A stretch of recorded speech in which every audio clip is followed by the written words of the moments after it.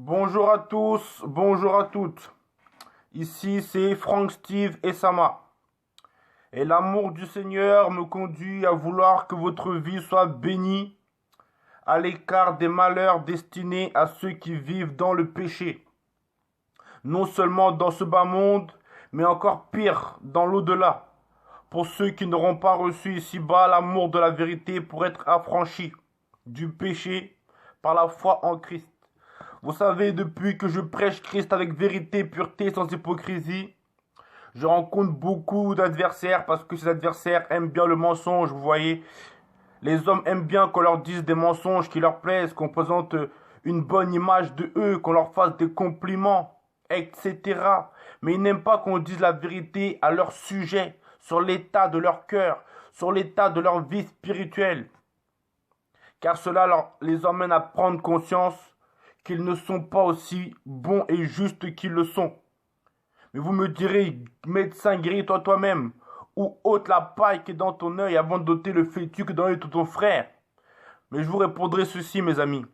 La paille qui est dans mon œil, c'est Jésus-Christ le Tout-Puissant qui me l'a enlevé.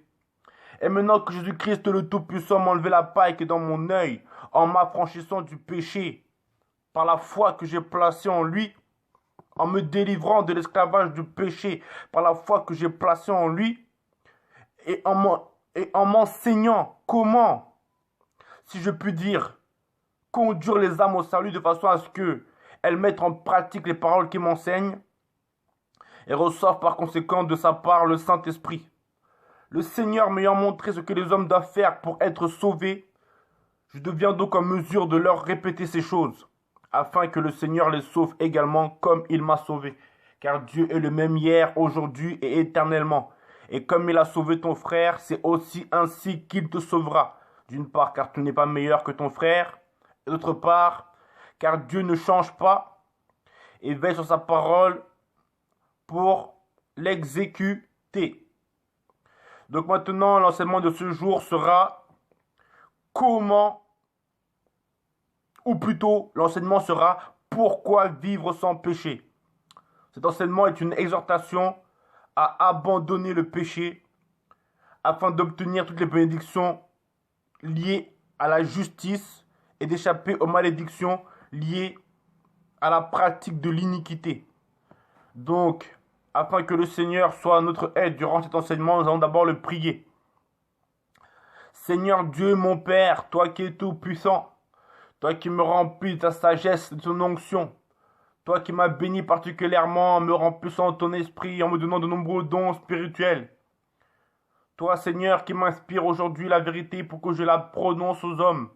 Permets, Seigneur, que les hommes puissent comprendre ta parole, qu'ils puissent recevoir ces miens propos comme étant directement issus de toi. Car en effet, il est dit que l'esprit du prophète est soumis au prophète. C'est la raison pour laquelle, Seigneur Dieu Tout-Puissant, tu es celui qui va me fortifier afin que ce ne soit pas moi qui parle, mais afin que ce soit toi qui parle par moi, car tu es le Tout-Puissant qui agit. Seigneur, que les hommes puissent comprendre ces paroles, qu'ils puissent placer leur foi en ces paroles et qu'ils puissent mettre en pratique ces paroles dans leur vie afin que tu ouvres les écluses des cieux et que tu répandes en eux richement les bénédictions de ton esprit. Car Seigneur, tu es vivant, car tu es vivant. Et comme tu es vivant, on peut s'adresser à toi en sachant que tu nous écoutes et que tu vas nous exaucer. Car tu es un Dieu vivant. Merci Seigneur, que ton nom soit béni et que tout le monde comprenne les paroles que tu vas mettre dans ma bouche au cours de cet enseignement. Amen. Donc, on va d'abord commencer par présenter le premier aspect de la vie sans péché, c'est-à-dire la première raison pour laquelle il faut vivre sans péché. Pour cela, nous allons prendre la Bible. Mais avant de commencer à argumenter, nous tenons à dire que le premier point, la première raison pour laquelle il faut vivre sans péché, c'est d'abord que le péché entraîne la malédiction. En effet, le péché entraîne la malédiction. Et cette malédiction peut aller jusqu'à l'enfer pour les incrédules. Et en ce qui concerne les croyants qui ne marchent pas par l'esprit, elle va leur causer beaucoup de soucis dans ce monde. C'est-à-dire, la marche par la chair va leur causer beaucoup de tracas dans ce monde et vont agrandir leur souffrance. Certes, ils seront sauvés à la fin, mais comme au travers du feu, c'est-à-dire après avoir vécu plein de souffrances dans ce bas monde, lesquelles résultent du péché.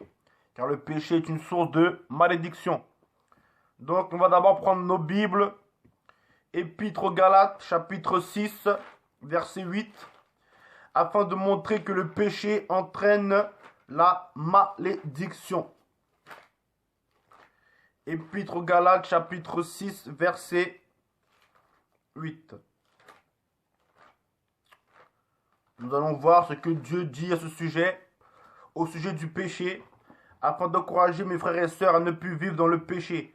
Parce que vous savez que lorsque Jésus-Christ est venu sur terre, c'est afin que nous manifestions sa lumière. Vous savez que lorsque nous manifeste la lumière de Jésus, c'est Jésus qui se manifeste par nous. Parce que Jésus est lumière. Mais vous devez également savoir une chose. Vivre sans péché nous permet d'être des hommes surnaturels ici-bas. Et vous voulez savoir pourquoi? Parce que d'une part, nous ferons la volonté de Dieu. Et la volonté de Dieu est divine. Dieu, ce que Dieu veut, c'est faire des œuvres divines.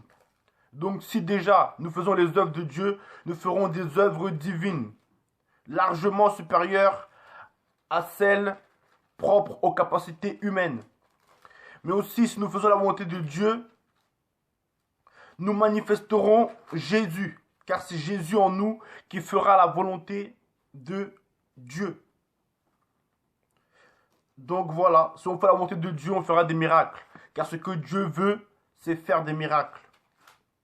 Or, lorsqu'on vit dans le péché, on ne pratique pas la volonté de Dieu, mais on pratique la volonté de Satan. Donc, on ne fait pas les œuvres de Dieu, mais les œuvres de Satan. Et ces œuvres sont des œuvres diaboliques. Mais par contre, si on fait la volonté de Dieu, alors là, nous accomplissons les œuvres même de Dieu. Et on les accomplit en croissance.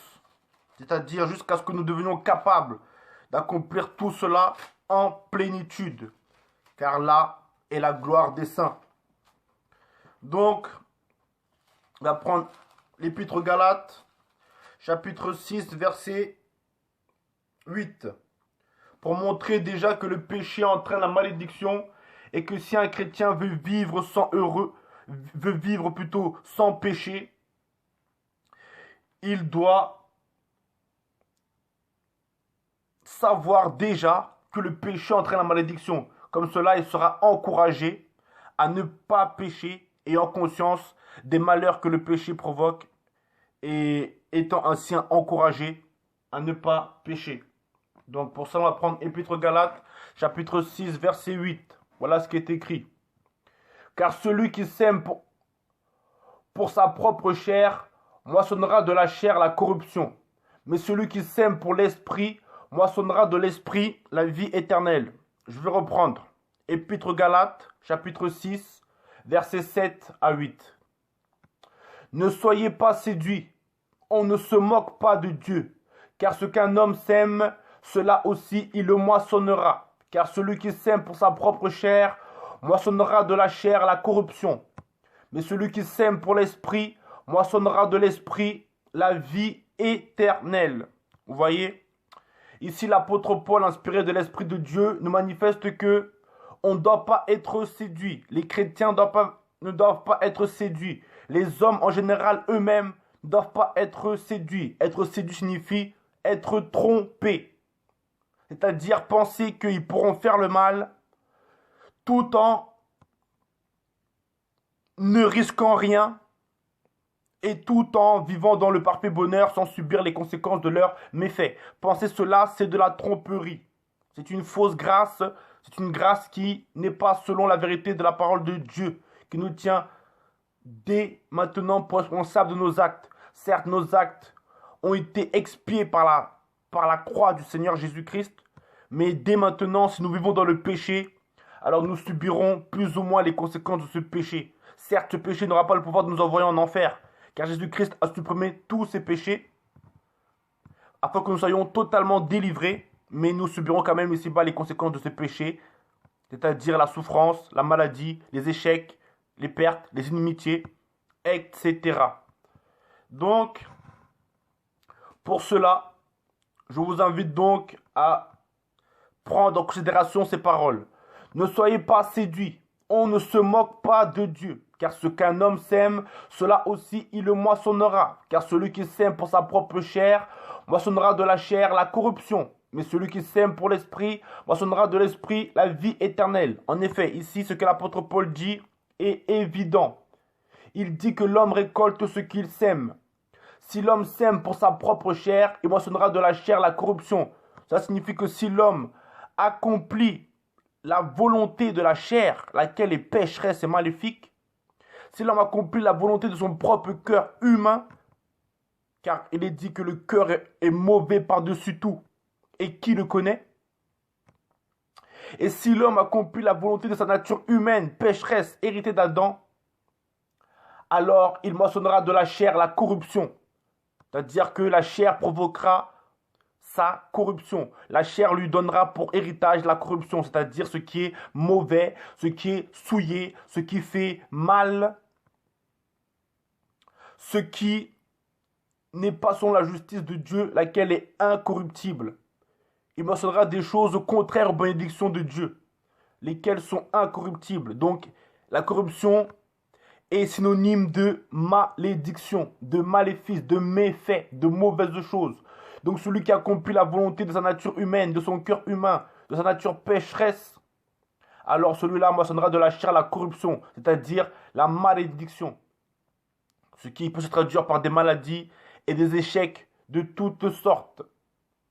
Mais par contre, celui qui sème pour l'esprit moissonnera de l'esprit la vie éternelle. La vie éternelle représente ici la bénédiction de Dieu donnée aux croyants. Donc celui qui accomplit la volonté de l'esprit, qui obéit à l'esprit, parce que semer pour l'esprit signifie servir l'esprit. Parce qu'en effet, il sème pour l'esprit, donc il est à son service. Donc celui qui se met au service de l'esprit moissonnera de l'esprit la vie éternelle, laquelle représente la bénédiction. Ça signifie qu'il manifestera ici-bas la vie éternelle, laquelle est la vie même de Dieu.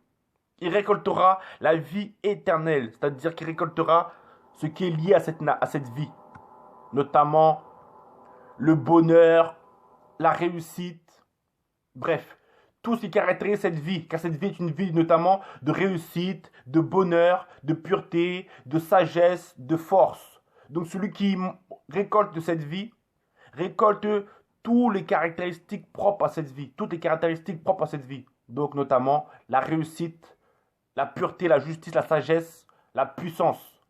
Donc celui qui se met au service de Dieu moissonnera de l'esprit la vie éternelle. Et par conséquent, tout ce qu'elle contient, tout ce qui la caractérise, c'est-à-dire la force, la joie, l'amour, la paix, la victoire, etc. Toutes les bonnes choses de Dieu, tout ce qui est bon et qui n'est pas nuisible à l'âme de l'homme, ni à son esprit, et encore moins à son corps. Donc, on constate donc que le péché entraîne la malédiction. Donc, pourquoi vivre sans péché? Afin de ne pas être maudit à cause du péché et afin de vivre heureux sur terre en manifestant Jésus-Christ et en accomplissant ses œuvres, lesquelles sont magnifiques. Le fait que le péché empêche d'être béni par Dieu et entraîne la malédiction, nous avons également le prophète Ézéchiel qui a parlé de cela. Donc je vous invite à prendre votre Bible dans le livre du prophète Ézéchiel. Donc prophète Ézéchiel, chapitre 18, verset 20.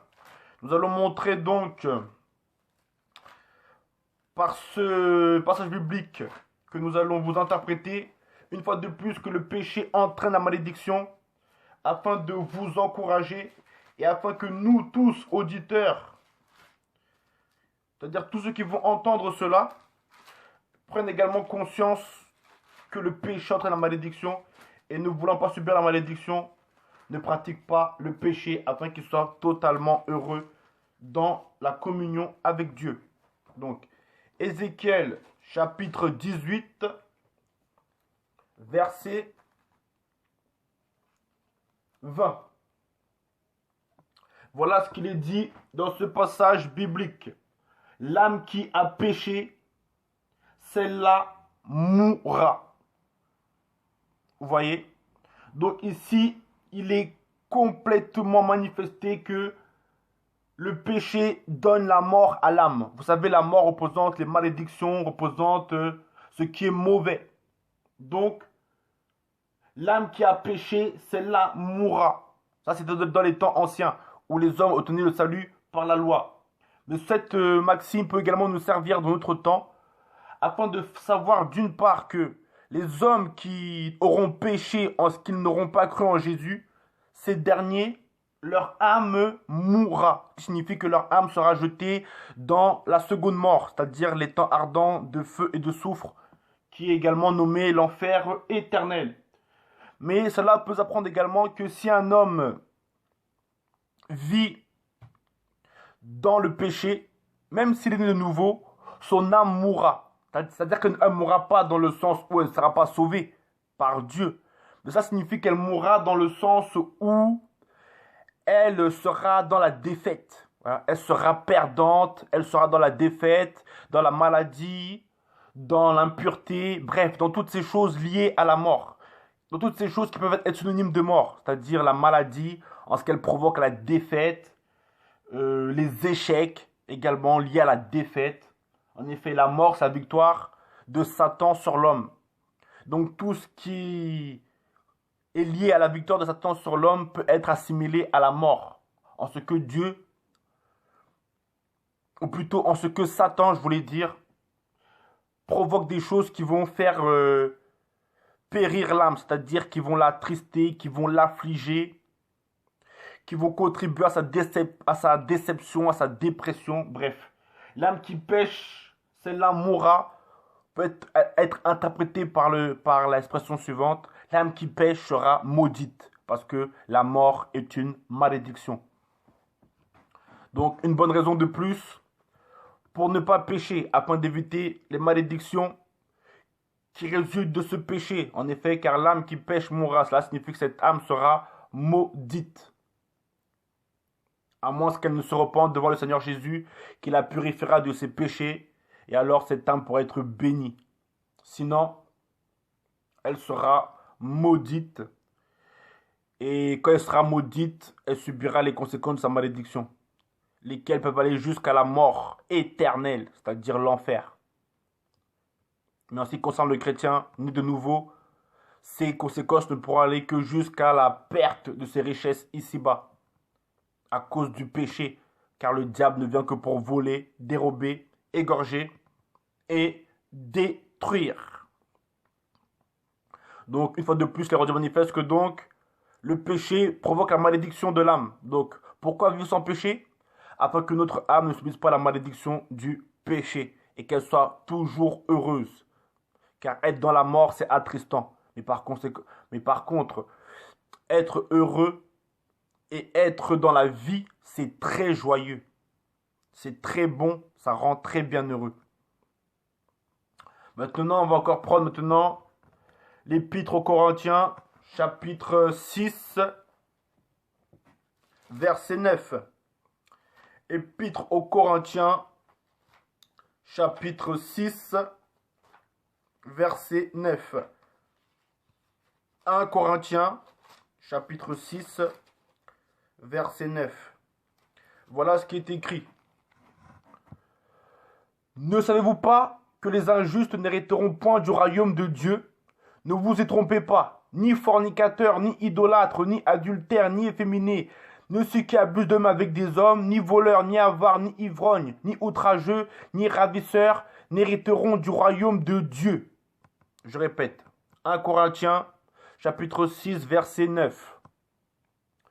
Ne savez-vous pas que les injustes n'hériteront point du royaume de Dieu?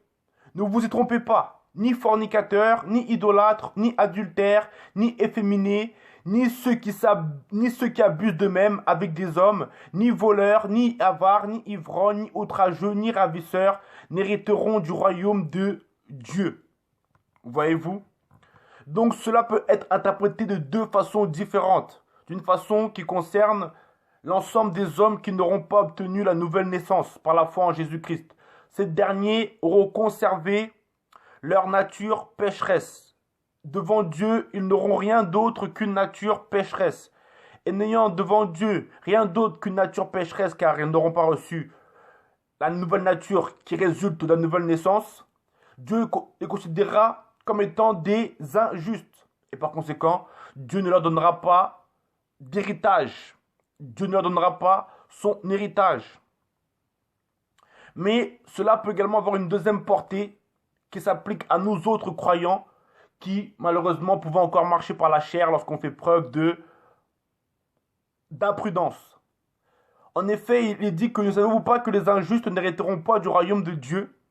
Hériter le royaume de Dieu peut être traduit par recevoir les bénédictions dans sa vie de ce royaume. En effet, hériter le royaume de Dieu, c'est hériter le contenu de ce royaume, donc des bénédictions.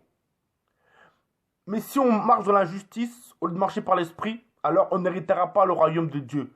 Ça ne signifie pas que nous, chrétiens, nés de nouveau, on n'aura pas l'héritage dans l'au-delà. Mais ça signifie aussi que ici-bas, nous n'aurons pas les bénédictions résultant de la pratique de la justice.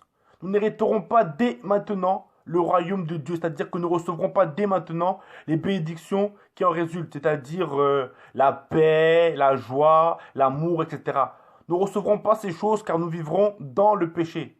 Donc, ce qui est du royaume de Dieu ne nous sera pas transmis ici-bas parce que le péché sera un barrage entre nous et Dieu, empêchant ainsi à Dieu de nous donner dès maintenant, en attendant qu'on l'ait en plénitude, les bénédictions du royaume de Dieu. Voyez-vous? Donc, ne pas hériter le royaume de Dieu peut signifier d'une part, ne pas avoir droit à l'héritage réservé à tous les rachetés, ni de nouveau, et cela à cause de son incrédulité. Mais cela peut également signifier ne pas hériter dès maintenant les bénédictions de Dieu liées à la pratique de la justice, à cause justement d'une marche par la chair. Une marche par la chair qui empêche de recevoir les bénédictions du royaume de Dieu. Donc pourquoi vivre sans péché?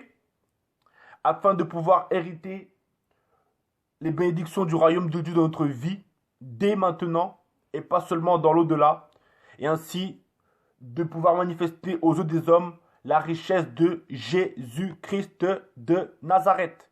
Certes, pas encore en plénitude, car l'héritage sera obtenu en plénitude dans l'au-delà, mais ce que nous pourrons manifester est déjà suffisamment abondant, car il est dit, la sagesse de Dieu est plus sage que les hommes, et la faiblesse de Dieu est plus forte que les hommes.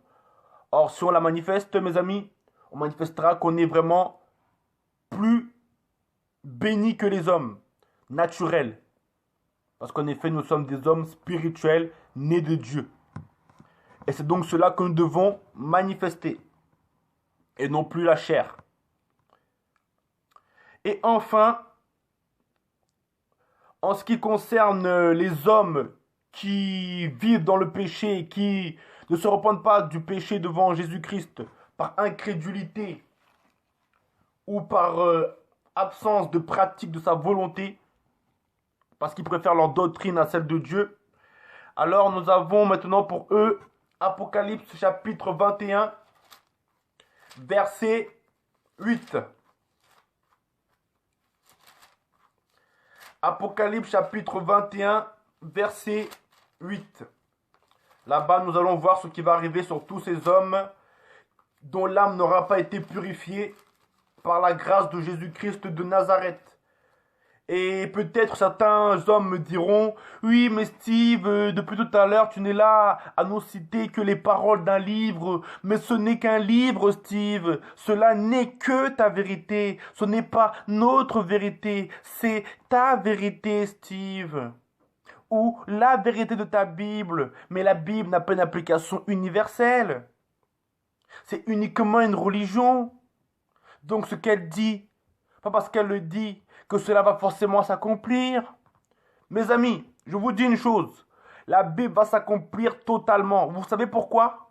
Parce que tout ce qu'elle a fait depuis ce temps-ci, c'est s'accomplir. Du premier livre de la Genèse jusqu'à l'Apocalypse, la Bible s'est accomplie. Donc, si un livre s'est tellement accompli, si toutes les prophéties de Dieu passées se sont accomplies, si toutes les prophéties de Dieu concernant les temps passés se sont accomplies, celles concernant les temps futurs vont également s'accomplir. Parce que il nous est donc rendu manifeste que cette parole est la vérité, puisque tout ce qu'elle a dit qui devait s'accomplir, s'est accompli. Donc par conséquent, ce qu'elle dit qui s'accomplira, s'accomplira.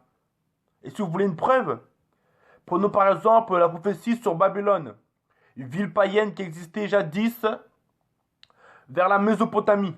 Dieu a annoncé que cette ville serait détruite et qu'elle ne serait plus jamais habitée jusqu'à la fin des temps. Et que s'est-il produit? Cette ville de Babylone, située en Mésopotamie, a été détruite. Elle a été dégradée par le climat, de sorte que plus aucun homme ne peut y habiter jusqu'à maintenant, comme Dieu l'avait prédit il y a des siècles par ses prophètes. Et jusqu'à aujourd'hui, cette ville n'a pas été rebâtie. Des hommes ont cherché à le rebâtir, notamment Alexandre le Grand. Mais miraculeusement, tous ces hommes ont trouvé aussitôt la mort, de sorte qu'ils n'ont même pas pu rebâtir cette ville nommée Babylone. Donc vous voyez, une preuve de plus que une prophétie biblique s'est accomplie. Donc une preuve de plus que la parole de Dieu est bel et bien la vérité. Donc l'enfer qu'elle réserve aux pécheurs et qu'elle annonce aux pécheurs, ils vont la subir. Donc maintenant, nous allons donc prendre Apocalypse chapitre 21, verset 8, pour voir ce qui va arriver donc à ces hommes qui refusent de délaisser le péché, parce que pour eux, vivre sans péché ne représente aucun intérêt, ne représente rien de bon, et pas étonnant étant donné que Satan met en leur cœur le plaisir du péché, de façon à ce qu'ils aiment le péché. Donc, Apocalypse chapitre 21, verset 8. Mais quant aux timides et aux incrédules et à ceux qui sont souillés avec des abominations et aux meurtriers et aux fornicateurs et aux magiciens et aux idolâtres et à tous les menteurs, leur part sera dans les temps brûlants de feu et de soufre, qui est la seconde mort. Apocalypse chapitre 21, verset 8. Mais quant aux timides et aux incrédules et à ceux qui se sont souillés avec des abominations et aux meurtriers et aux fornicateurs et aux magiciens et aux idolâtres et à tous les menteurs, leur part sera dans les temps brûlants de feu et de soufre, qui est la seconde mort. Vous voyez, ici sont décrits tous les traits des pécheurs. Les pécheurs sont soit timides, soit incrédules, soit souillés par des abominations, soit meurtriers, soit fornicateurs, soit magiciens, soit idolâtres, soit menteurs. Bref. Voici les œuvres propres à tous les hommes qui n'ont rien d'autre qu'une nature pécheresse parce qu'ils n'en sont pas nés de nouveau. Ce sont ces hommes donc qui seront jetés dans le feu éternel afin qu'ils brûlent éternellement dans ce feu parce que leurs péchés sont très nombreux. Parce que les péchés d'un homme se comptent en plusieurs centaines de milliers. C'est pourquoi Dieu ne les laissera pas impunis. Et surtout parce que leur nature est une nature qu'ils ont héritée du malfaiteur le plus grand qu'il soit, à savoir Satan. C'est pourquoi ils iront dans le feu avec lui. Donc, on constate donc que les hommes qui ne délaissent pas le péché par la foi en Jésus-Christ et par la nouvelle naissance, ceux-là seront donc condamnés à brûler éternellement en enfer. Donc, pourquoi ces hommes devraient-ils vivre sans péché et en étant débarrassés du péché par la foi en Christ? Parce que sinon, ils iront en enfer. Et ils iront en enfer éternellement.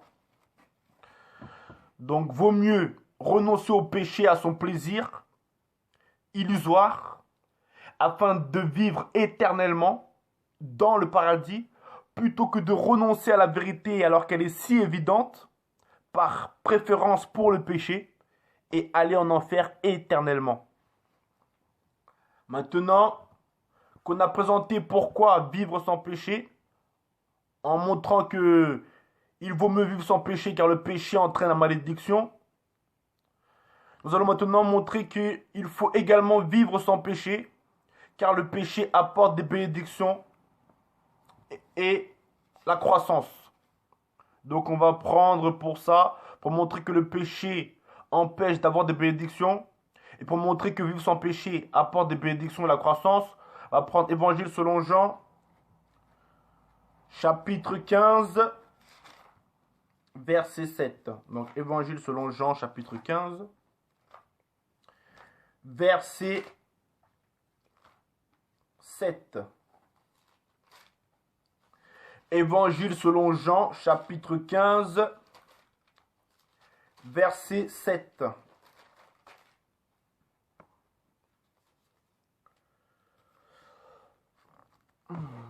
Voilà ce que Jésus-Christ dit. Si quelqu'un ne demeure pas en moi, il est jeté dehors comme le sarment, et il sèche. Et on les amasse, et on les met au feu, et ils brûlent. Vous voyez? Donc Jésus-Christ vous manifeste lui-même que demeurer en lui empêche d'être envoyé dans le feu.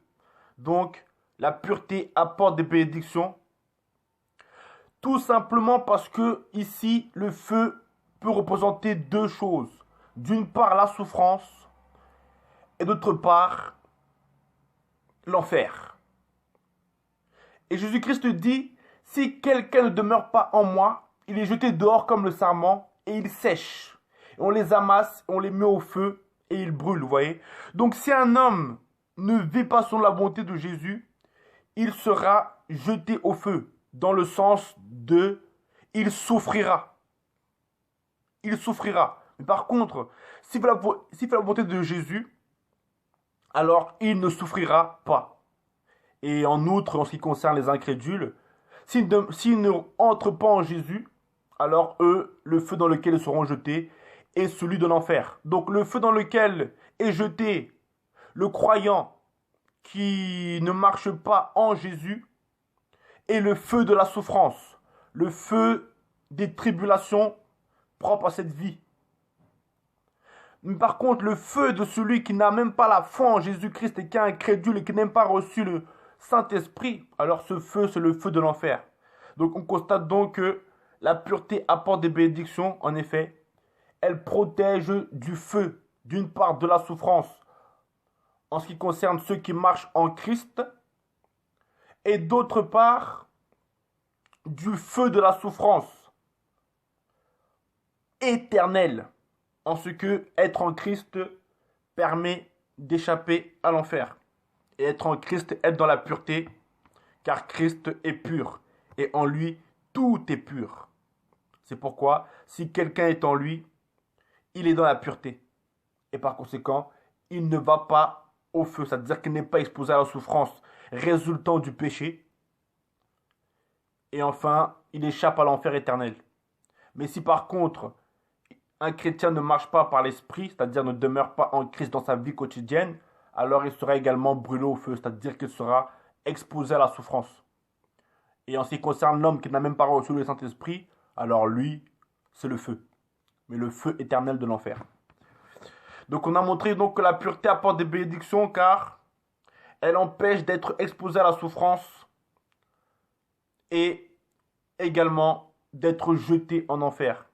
Car ceux qui ne demeurent pas en Christ, ce qui peut être le cas d'un chrétien qui ne marche pas par l'esprit, seront brûlés au feu, ce qui peut être traduit par exposés à la souffrance. Et en ce qui concerne ceux qui n'ont même pas le Saint-Esprit, ceux-là seront brûlés au feu dans le sens où ils iront en enfer éternel. Donc voilà, la pureté apporte des bénédictions. Elle protège des flammes de la souffrance et des flammes de l'enfer.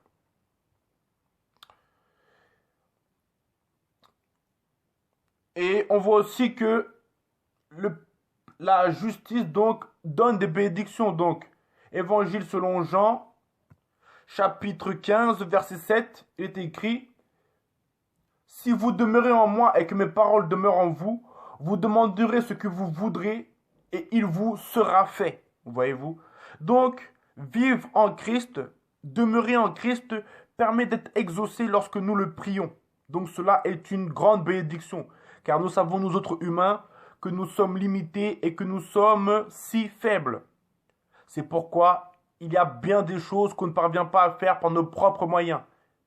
Mais par contre, si nous prions Dieu et que nous avons la foi, nous savons que Dieu est plus puissant que nous. Et que par conséquent, Dieu peut mettre à notre disposition ces choses dont on n'a pas la force d'obtenir par nous-mêmes. Mais si on vit dans le péché, comment voulez-vous que Dieu nous donne ces choses? Ce n'est pas possible, car le péché établit un mur entre le chrétien et Dieu. Vous voyez?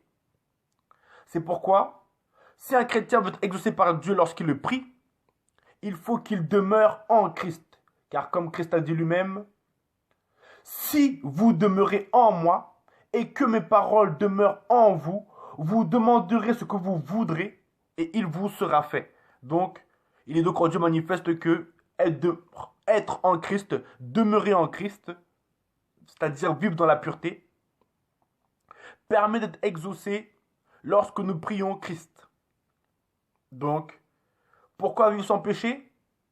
Afin d'être exaucé par Christ lorsque nous le prions et ainsi avoir la victoire sur nos adversaires qui sont parfois plus puissants que nous et que nous ne pouvons vaincre qu'avec une force supérieure à la nôtre, celle de Dieu. Donc, la pureté apporte des bénédictions. C'est pourquoi il faut vivre sans péché afin de pouvoir avoir cette bénédiction qui permet d'être fortifié, soutenu par Dieu dans l'épreuve, par la prière, et ainsi avoir le dessus sur les choses sur lesquelles on ne parvient pas à avoir le dessus par ses propres forces. Ensuite, on va lire maintenant Évangile selon Matthieu, chapitre 7, versets 24 à 27, afin de montrer une fois de plus que la pureté apporte des bénédictions. Afin d'encourager les hommes à vivre dans la pureté, afin qu'ils aient part à ces bénédictions. D'une part, afin qu'ils soient exaucés par Jésus lorsqu'ils le prient, et qu'ainsi puissent se réjouir de la bonté de Jésus. Mais également, afin qu'ils puissent échapper aux souffrances que provoque le péché. Donc, Évangile selon Matthieu, chapitre 7 plutôt. Évangile selon Matthieu, chapitre 7, verset 24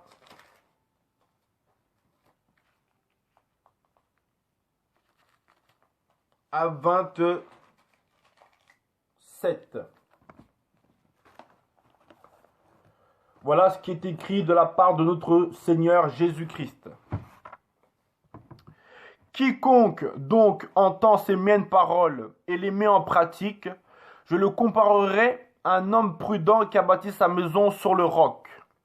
Et la pluie est tombée, et les torrents sont venus, et les vents ont soufflé et ont donné contre cette maison. Et elle n'est pas tombée, car elle avait été fondée sur le roc. Et quiconque entend ces miennes paroles et ne les met pas en pratique sera comparé à un homme insensé qui a bâti sa maison sur le sable.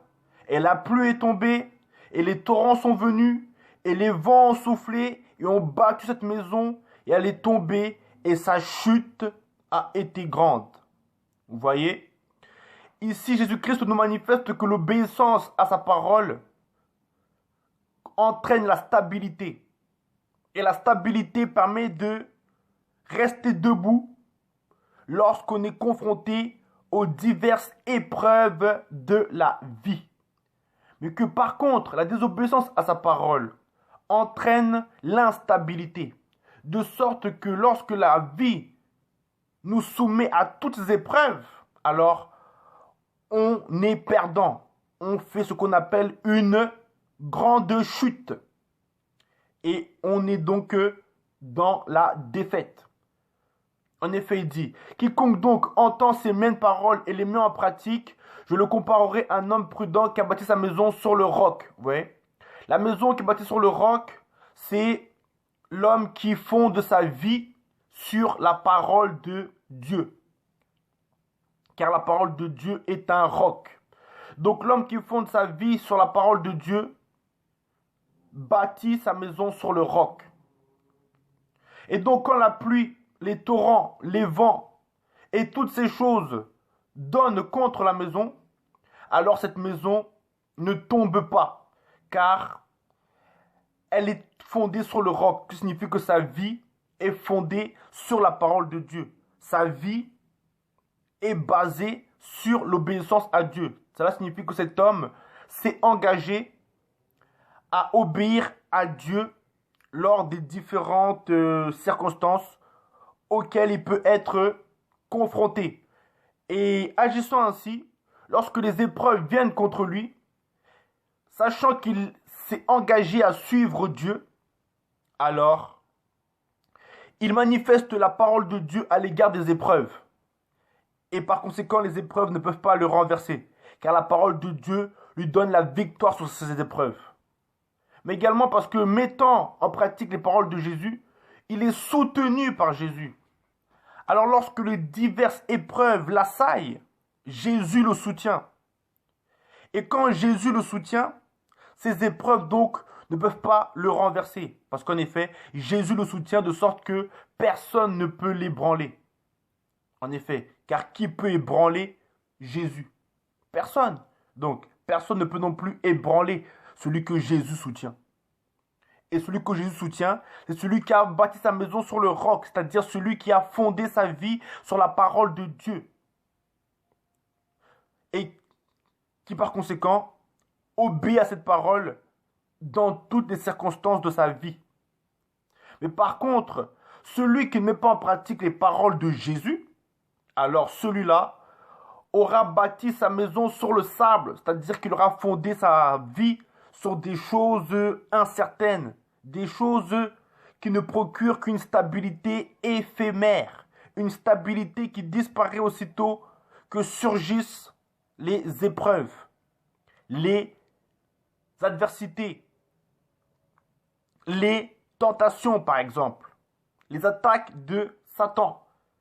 Et donc, ayant fondé sa vie sur des choses instables, c'est-à-dire sur la parole des hommes de ce monde, s'étant engagé à vivre selon le train de vie de ce monde, ou même selon les désirs que Satan communique aux hommes, alors cet homme ne sera pas soutenu par Jésus.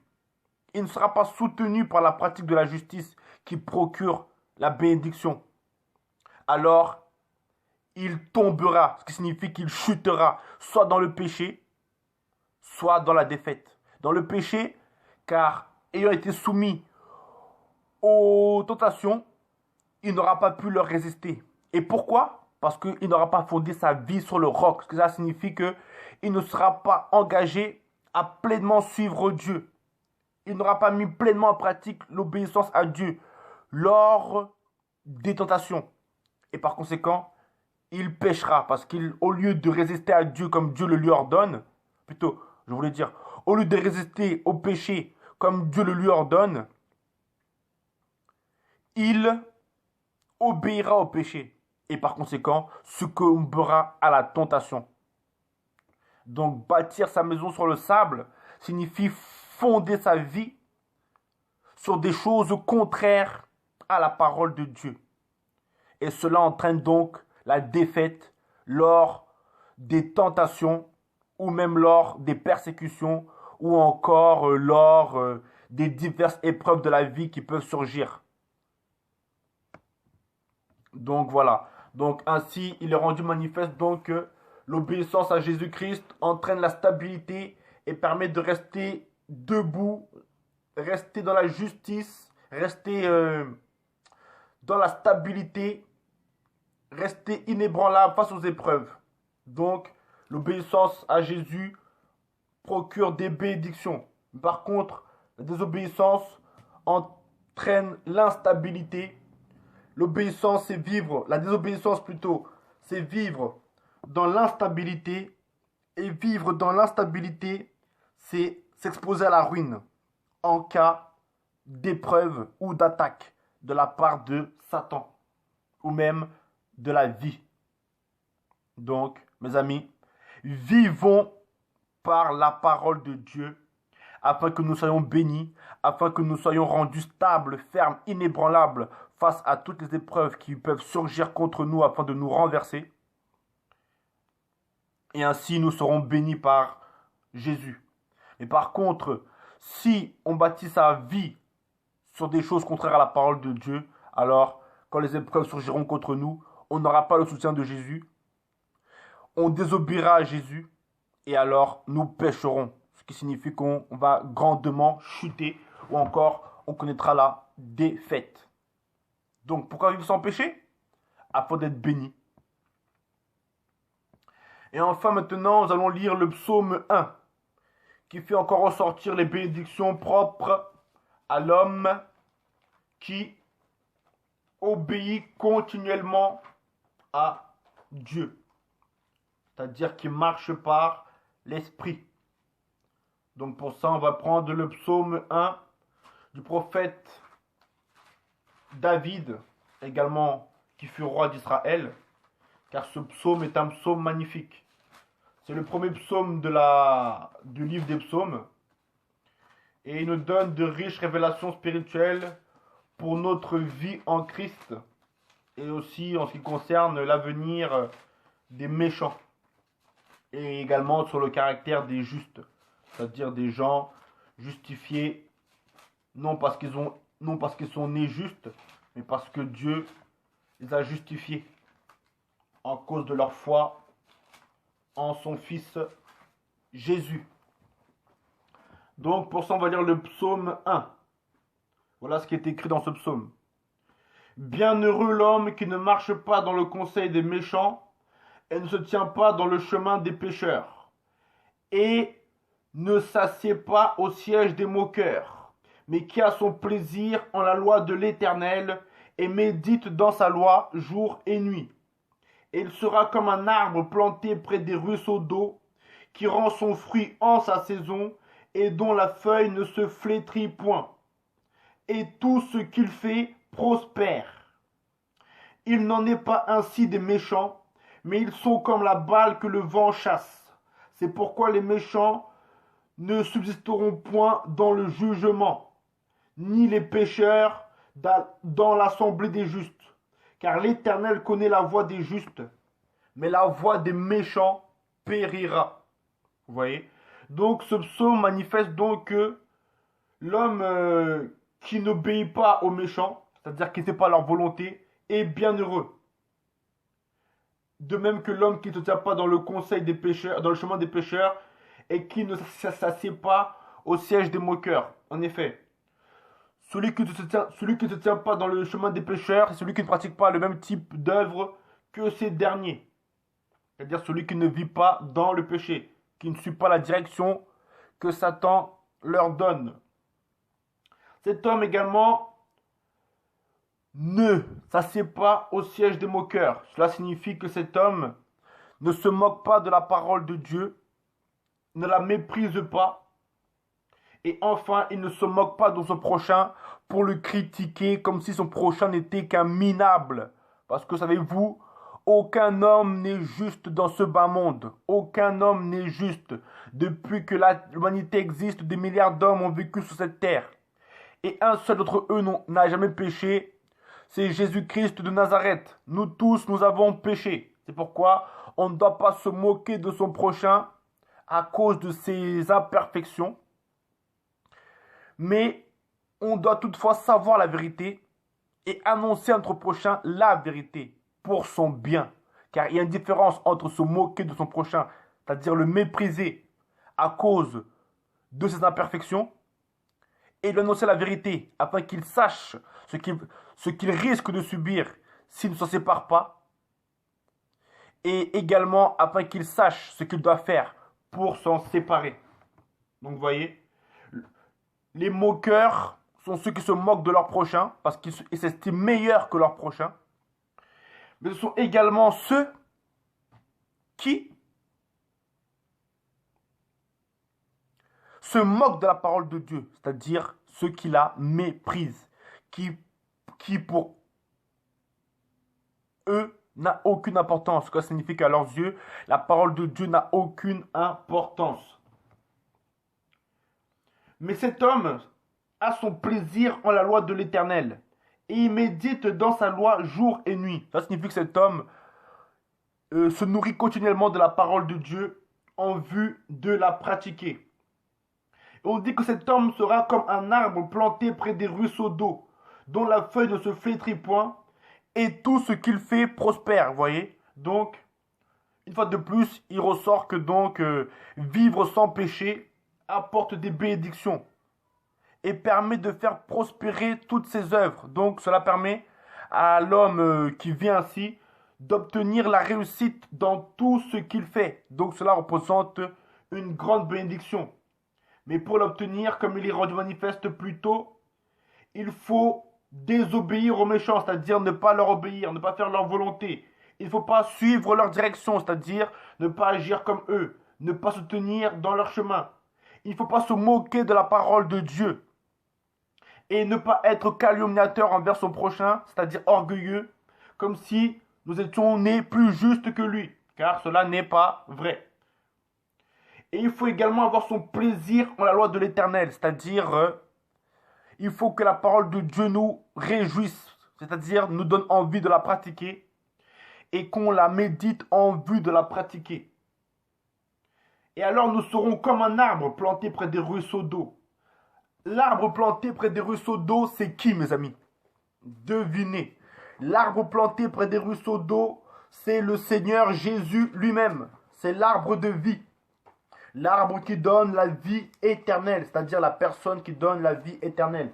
Pour cela, on peut prendre Apocalypse, chapitre 22, du verset 1 jusqu'au verset 3. Apocalypse, chapitre 22, verset 1 au verset 3. Voilà ce qui est écrit.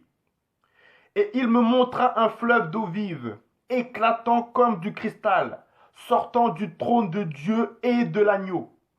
Au milieu de sa rue et du fleuve, de ça et de là, était l'arbre de vie, portant 12 fruits, rendant son fruit chaque mois. Et les feuilles de l'arbre sont pour la guérison des nations. Vous voyez? Donc, l'arbre de vie qui se tient au milieu du fleuve n'est rien d'autre que Jésus-Christ, qui se tient dans le Saint-Esprit. Parce qu'en effet, le Saint-Esprit est le fleuve d'eau vive qui donne la vie. Il sort du trône de Dieu et de l'agneau, car en effet, c'est Dieu et son Fils qui ont le pouvoir de donner aux hommes le Saint-Esprit.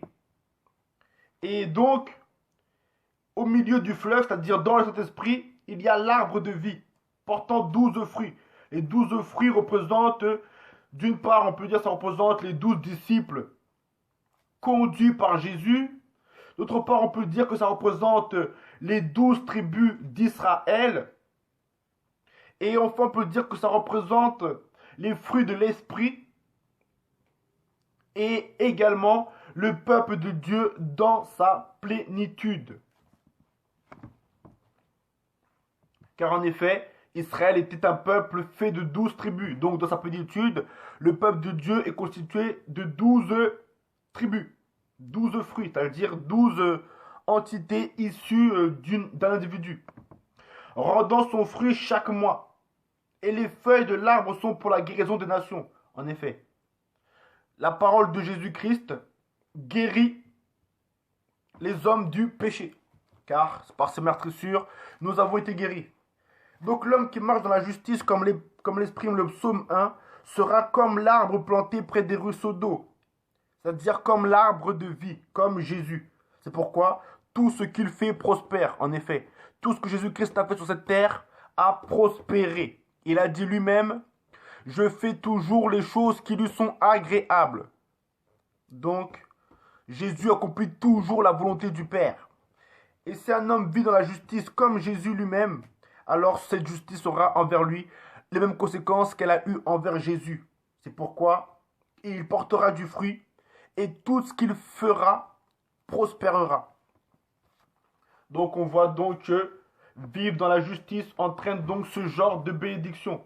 Et elles sont très bonnes, très bonnes, très excellentes. Car qui n'aimerait pas voir tout ce qu'il fait prospérer? En tout cas, moi, j'aimerais bien le voir. Mais par contre, il n'en est pas ainsi des méchants. Mais ils sont comme la balle que le vent chasse. Vous voyez? Les méchants sont comme la balle que le vent chasse. Vous voyez, là, la balle, c'est boule de paille, là. C'est boule de paille qu'on retrouve souvent dans les campagnes, là. Qui sont poussées par le vent. Ici, le vent, c'est l'Esprit de Dieu. Car l'Esprit de Dieu est le souffle de Dieu. Donc, les méchants seront chassés par le vent. C'est-à-dire par l'Esprit de Dieu.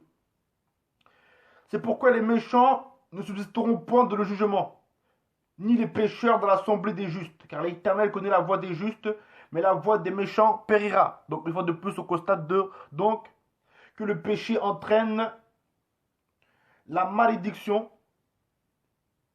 et que le péché ne permet pas de se réjouir tel que se réjouissent les justes. Donc, une fois de plus, pourquoi vivre sans péché? Afin d'avoir part aux richesses du juste, c'est-à-dire être comme l'arbre de vie qui prospère dans toutes ses œuvres, et afin de ne pas être comme les méchants qui sont destinés à la malédiction, parce que tout individu récolte ce qu'il sème. Maintenant qu'on a montré que il fallait vivre sans péché afin de ne pas subir la malédiction qui en résulte et afin de pouvoir avoir part aux bénédictions résultant de la pratique de la justice, on va montrer également que il est préférable de vivre sans péché, car le péché empêche Dieu d'écouter lorsque nous le parlons, d'écouter lorsque nous le prions, ce qui signifie cela empêche Dieu de nous exaucer et rompt la communion, c'est-à-dire que il empêche à Dieu de nous donner pleinement ce qu'il veut nous donner. Il nous empêche à Dieu de nous faire grandir spirituellement. Parce qu'en effet, pour que Dieu fasse grandir spirituellement une personne, une âme, il faut que Dieu soit en connexion avec cette âme. Mais si le péché vient établir une séparation entre Dieu et l'âme, alors l'âme ne pourra pas jouir de la croissance produite par le Saint-Esprit. Parce qu'en effet, l'Esprit Saint ne pourra pas être en contact avec l'âme à cause du péché qui établit une séparation entre lui et l'âme. Alors, que se passera-t-il? L'âme n'aura pas part aux bénédictions du Saint-Esprit. Elle ne grandira pas spirituellement. Elle ne grandira pas. Donc, le péché empêche d'être écouté par Dieu et rompt la communion avec Dieu. Pour le confirmer, on va lire l'évangile selon Jean, chapitre 9. Évangile selon Jean, chapitre 9, verset 31. Dans lequel il nous est rendu manifeste que le péché empêche Dieu de nous écouter et rompt la communion avec Dieu de façon à ce qu'on ne puisse plus recevoir les bienfaits de Dieu, lesquels provoquent notre enrichissement. Parce que toute bénédiction acquise est une richesse acquise. Donc, Évangile selon Jean, chapitre 9, verset 31. Pour ça, je vous invite donc à prendre vos Bibles dans l'Évangile selon Jean, chapitre 9, verset 31. Nous allons voir ce qui est écrit à ce niveau. Donc voilà ce que la parole de Dieu nous dit à ce niveau. Voilà ce qu'il est dit.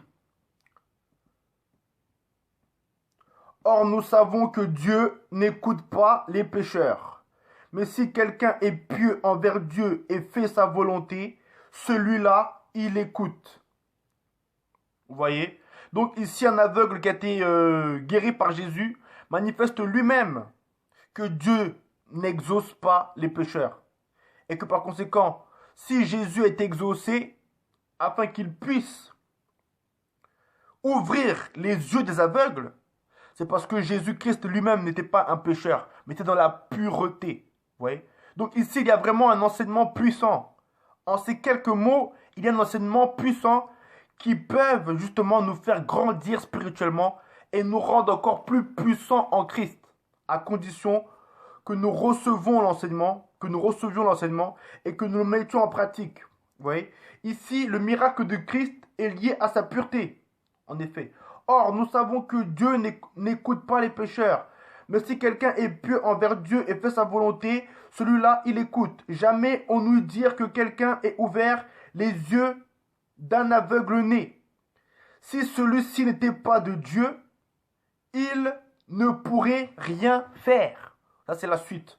Donc, Évangile selon Jean, chapitre 9, verset 31 jusqu'au verset 33. Vous voyez? Donc, ici, on constate donc que si quelqu'un est dans le péché, vit dans le péché, demeure dans le péché, alors Dieu ne va pas l'exaucer lorsque ce dernier va le prier,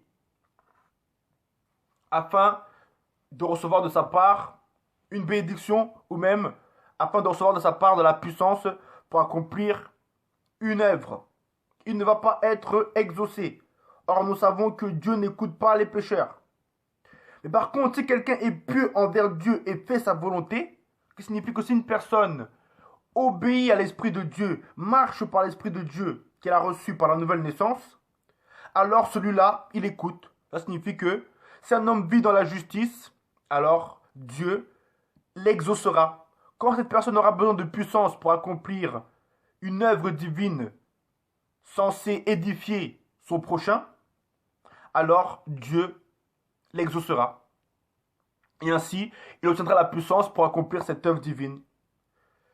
Mais également, lorsqu'il voudra lui-même obtenir quelque chose de la part de Dieu pour sa vie personnelle, afin qu'il puisse avoir la victoire sur les choses qui le dépassent, il sera également exaucé par Dieu. Donc vous voyez, l'obéissance permet donc d'une part d'avoir la puissance nécessaire pour accomplir des œuvres divines, magnifiques, n'est-ce pas? Parce qu'il est bel et bien fait mention d'ici d'une œuvre divine, en effet, guérir les yeux des aveugles. Mais il sera également exaucé dans ses prières. Et ces prières peuvent correspondre à toutes sortes de choses. C'est-à-dire, peut-être qu'il est pauvre dans sa vie, il va prier Dieu pour que Dieu lui donne de la richesse. Peut-être qu'il manque de sagesse, il va prier Dieu pour que Dieu le rende sage. Vous voyez? Il sera exaucé s'il demeure dans la justice. Parce que Dieu n'exauce pas les pécheurs. Et enfin, on voit que, comme il est écrit, Évangile selon Jean, chapitre 9, verset 33, si celui-ci n'était pas de Dieu, il ne pourrait rien faire. Cela est un puissant enseignement. Parce que ça nous apprend que pour pouvoir accomplir les œuvres de Dieu, il faut être de Dieu. Nous autres chrétiens nés de nouveau, nous sommes de Dieu. Mais quand nous péchons, nous ne sommes pas de Dieu. C'est-à-dire que lorsque nous marchons par la chair, lorsque nous obéissons à la chair, alors nous ne sommes pas de Dieu. Car il est écrit, celui qui pêche est du diable. Donc notre âme, lorsque notre âme obéit à Satan, elle agit comme Satan. Voyez-vous? Donc, lorsque nous sommes de Dieu, ce qui signifie que lorsque nous sommes dans la justice, alors nous pouvons faire les œuvres de Dieu. Donc cela est très puissant, afin qu'on puisse manifester dans notre vie la puissance de Jésus. Parce que vous voyez, Jésus évangélisait essentiellement par la puissance. Les apôtres également, car ils avaient compris que la puissance permettait d'évangéliser. C'est pourquoi l'apôtre Paul dit qu'il n'a pas évangélisé en se basant sur la sagesse, afin que la foi ne repose pas sur l'enseignement des hommes, mais sur la puissance de Dieu. Vous voyez? Donc les miracles permettent d'attirer les gens à Jésus. Et si on constate même bien la façon dont Jésus agissait, on verra que Jésus accomplissait un miracle. Ensuite, quand le miracle que Jésus avait accompli était rendu manifeste aux yeux de tous venaient à Jésus. Et une fois que tous se rassemblaient autour de Jésus, étant attirés à lui par son miracle, Jésus les enseignait. Vous voyez? Donc, connaître la parole de Dieu, savoir l'enseigner, tout cela c'est très bien. Mais il y a encore une puissance encore bien plus grande afin de conduire les hommes au salut. C'est la puissance miraculeuse du Saint-Esprit. Et cette puissance miraculeuse, pour qu'on puisse la manifester, il faut qu'on soit dans la justice et il faut qu'on pratique la justice. Et alors, nous ferons donc les œuvres miraculeuses de Dieu. Car il est dit en Évangile selon Jean chapitre 9, versets 31 à 33. Or nous savons que Dieu n'écoute pas les pécheurs. Mais si quelqu'un est pur envers Dieu et fait sa volonté, celui-là il écoute. Jamais on nous dire que quelqu'un ait ouvert les yeux d'un aveugle-né. Si celui-ci n'était pas de Dieu, il ne pourrait rien faire.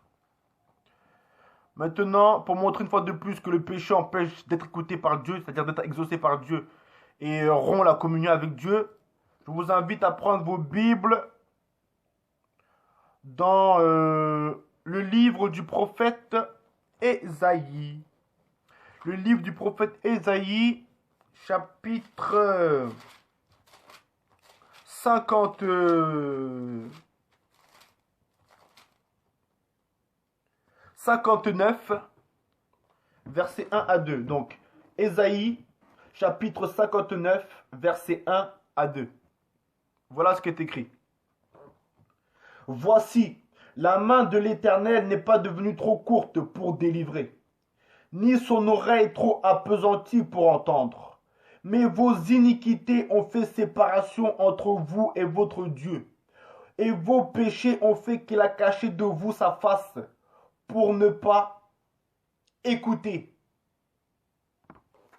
Donc vous voyez, ici, le prophète Ésaïe nous manifeste que être dans le péché empêche d'être écouté par Dieu. Mais aussi que cela établit une séparation entre nous et Dieu, à cause de laquelle Dieu ne peut pas nous écouter et par conséquent, Dieu ne peut pas nous exaucer. Comment expliquer cela de façon avec des exemples tirés de la vie quotidienne? On va prendre deux exemples que l'Esprit Saint nous inspire à l'instant. Le premier exemple, c'est celui d'un individu qui a un téléphone et qui veut contacter son prochain afin de lui demander quelque chose. Il appelle son prochain, mais il n'y a pas de réseau. N'ayant pas de réseau, par conséquent, il ne peut pas joindre son prochain. Et par conséquent, son prochain ne peut pas entendre ce qu'il dit. Et donc, ce prochain ne peut pas faire ce qu'il veut lui demander, ce qu'il veut de lui. Oui. Donc, c'est pareil. Quand un homme vit dans le péché, on peut dire que le péché coupe le réseau entre lui et Dieu. De sorte que quand il va appeler Dieu pour demander quelque chose à Dieu, Dieu ne peut pas l'entendre. Parce que, justement, le péché aura coupé le lien qui l'unissait à Dieu. Le lien par lequel il pouvait transmettre directement sa parole à Dieu afin que Dieu puisse l'entendre et l'exaucer. Autre exemple, l'exemple d'un enfant dans le ventre de sa mère qui est lié à sa mère par le cordon ombilical. Vous voyez, l'enfant est nourri par sa mère par l'intermédiaire du cordon ombilical. Par l'intermédiaire du cordon ombilical, la mère donne à l'enfant tout ce dont il a besoin pour demeurer en vie et pour grandir. Mais par contre, si le cordon ombilical est coupé, alors l'enfant mourra parce qu'il ne pourra plus recevoir de sa mère les nutriments nécessaires pour sa croissance. Et par conséquent, il mourra et ne parviendra pas jusqu'à la vue du jour, si on peut dire. De même, si un homme vit dans le péché, alors le lien établi entre lui et Dieu sera rompu et par conséquent, il ne pourra pas obtenir les bénédictions de Dieu destinées à le faire grandir et à le maintenir en vie et à le fortifier.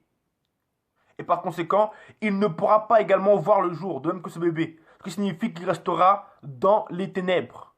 Pour qu'il puisse voir le jour, il faudra que le lien entre lui et Dieu soit rétabli, de façon à ce que Dieu puisse à nouveau lui transmettre ses bénédictions, lesquelles vont le faire croître grandir. Et quand il grandira spirituellement, alors cet individu sera dans la lumière. Parce qu'il sera béni de Dieu. Donc, voilà. Donc, vaut mieux vivre sans péché. Il faut vivre sans péché afin que nous puissions demeurer en communion avec Dieu et que par conséquent, Dieu puisse déverser en nous toutes ces bénédictions destinées à nous faire grandir, à nous maintenir en vie et à nous fortifier, à nous transmettre de la puissance afin que nous puissions le servir. Et ainsi, on sera bien heureux.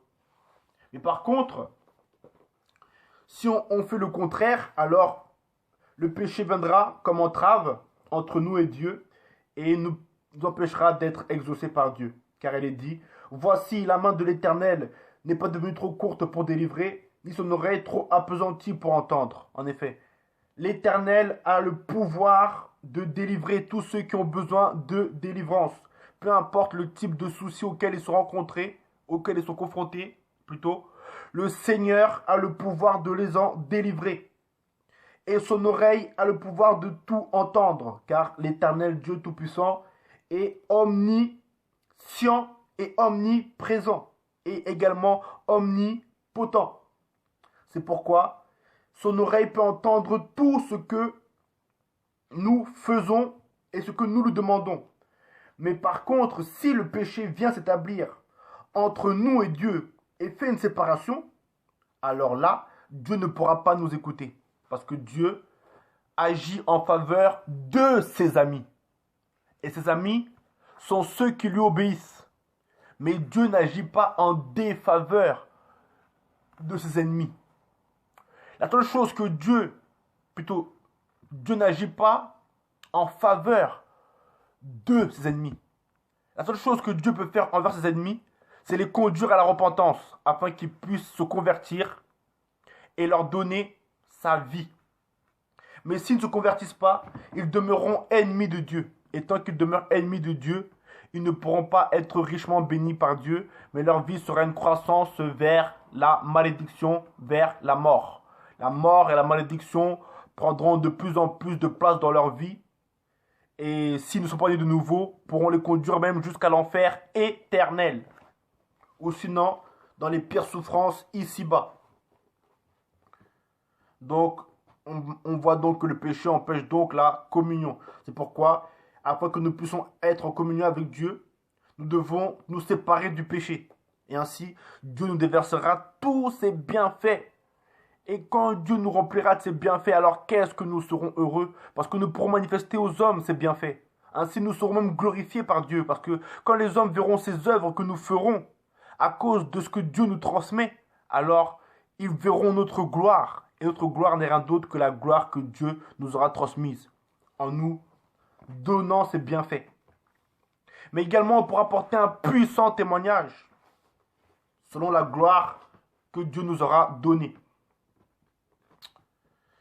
Et enfin, on va lire, pour montrer une fois de plus que le péché empêche de nous écouter et rompt la communion, on va prendre le livre des Proverbes. Livre des Proverbes, chapitre 28. Livre des Proverbes, chapitre 28, verset 13. Livre des Proverbes, chapitre 28, verset 13. Nous allons voir donc la bénédiction, plutôt la révélation que Dieu nous manifeste là-bas.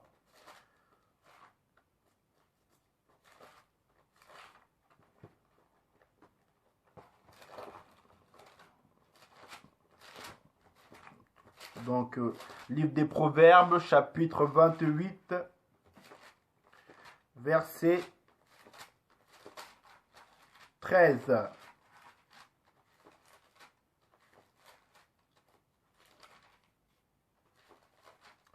Voilà ce qui est écrit à ce niveau. Celui qui cache ses transgressions ne prospérera point, mais celui qui les confesse et les abandonne obtiendra miséricorde. Vous voyez? Donc, on manifeste ici que quand un homme demeure dans le péché et ne le confesse pas, il n'a point de prospérité. Cela signifie que Dieu ne lui donne pas sa prospérité. Et quand Dieu ne donne pas la prospérité à un homme, ce dernier pourra devenir prospère, certes par ses propres moyens, mais tout cela ne sera qu'éphémère. Et donc, il perdra progressivement tout ce qu'il se sera battu à acquérir. Parce que seule la prospérité de Dieu, donnée par Dieu, subsiste. Mais celui qui les confesse et les abandonne obtiendra miséricorde. Voyez-vous? Ce dernier donc obtiendra miséricorde tout simplement parce que Dieu le bénira. En effet, la miséricorde est une bénédiction de Dieu. Lorsque Dieu exauce une personne qui lui demande pardon pour ses péchés, Dieu lui fait miséricorde. Donc Dieu le bénit. Mais également quand Dieu accorde une grâce à quelqu'un, il lui fait également miséricorde. Donc, c'est pourquoi il faut donc débarrasser notre vie du péché afin que nous puissions obtenir la miséricorde de Dieu, afin que Dieu puisse nous employer à manifester sa puissance, afin que nous soyons exaucés par Dieu lorsque nous le prions, afin que ainsi, étant exaucés par lui, nous puissions manifester sa puissance et être exaucés dans nos prières.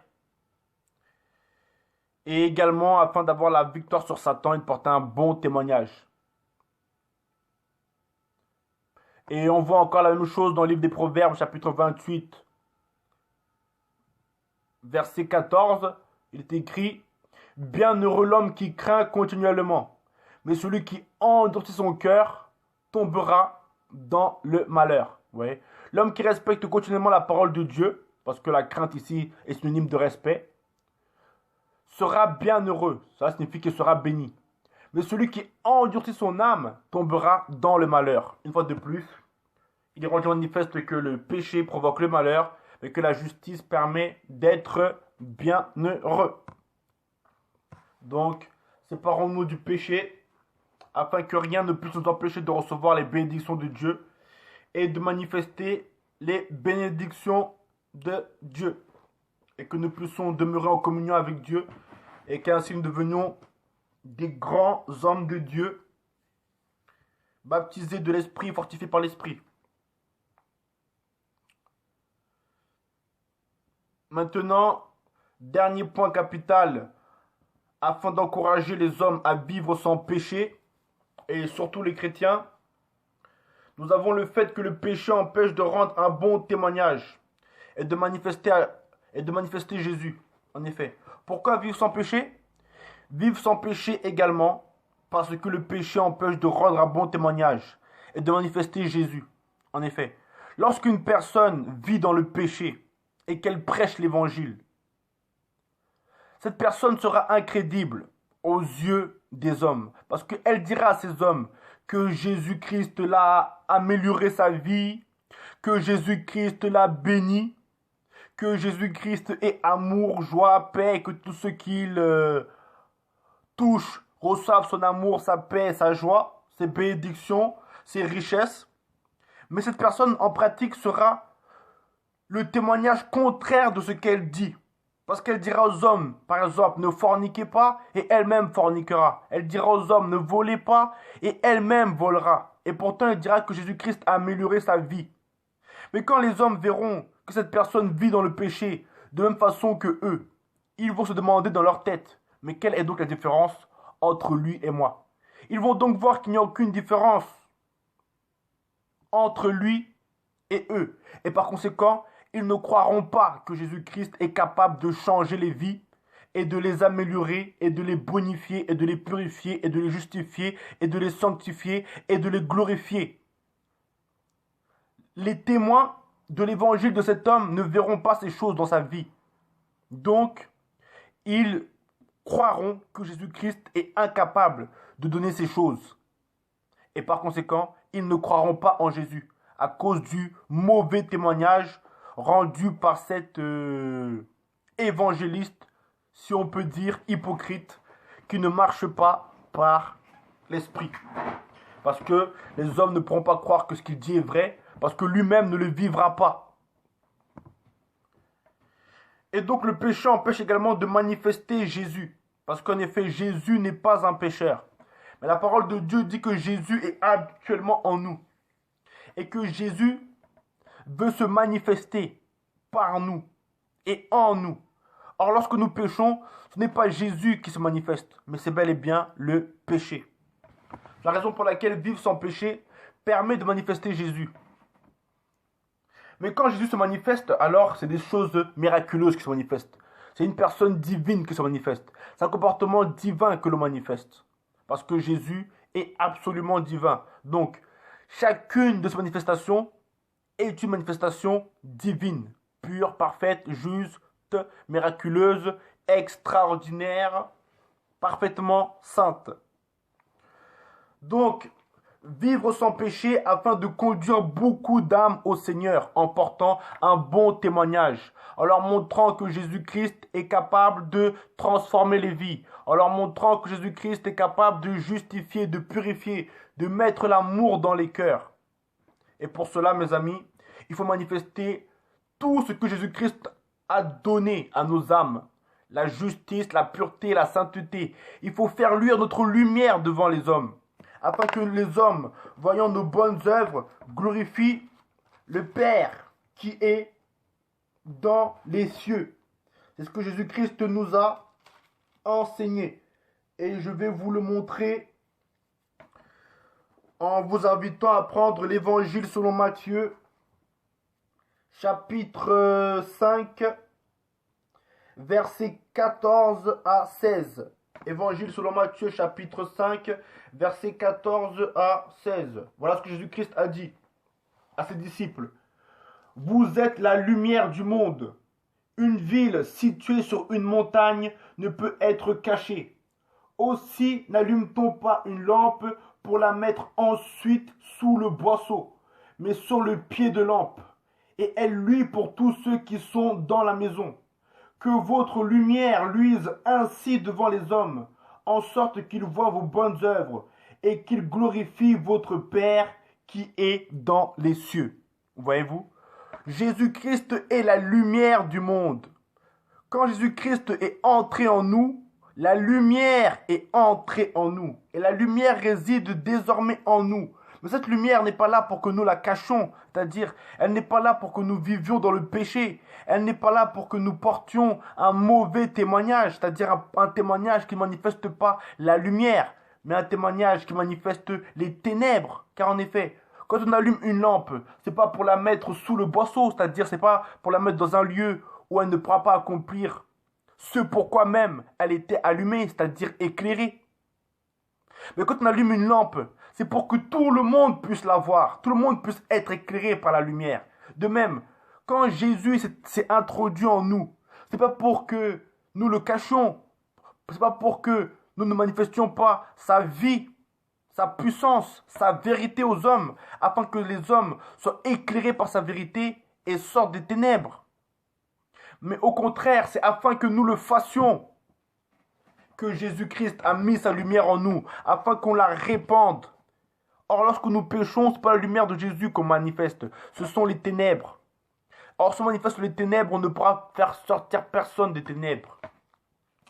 Mais si on manifeste la lumière, alors on pourra faire sortir les gens des ténèbres. Et ainsi, nous serons très heureux et Dieu nous emploiera pour faire des œuvres majestueuses. Car il est dit, si quelqu'un demeure en Christ, le Père les monde, afin qu'il porte encore plus de fruits, c'est-à-dire afin qu'il fasse des œuvres de plus en plus grandes, de plus en plus grandes. Vous voyez? Donc, sous manifeste la lumière de Jésus, on grandira en œuvres, nos œuvres seront de plus en plus grandes. Et surtout, beaucoup de gens seront touchés par la lumière de Jésus, et par conséquent viendront à Jésus, seront sortis des ténèbres par la lumière de Jésus. Vous voyez, je vous dis une chose. La lumière, comment pourrais-je vous dire cela? Il y a différentes intensités de lumière. La plus grande lumière, c'est celle de Dieu, c'est-à-dire la lumière qui émane de Dieu lui-même. Se manifeste la lumière que Jésus a mis en nous, c'est donc cette lumière divine que l'on manifestera. Et vous savez, plus une lumière est puissante, et plus elle est claire.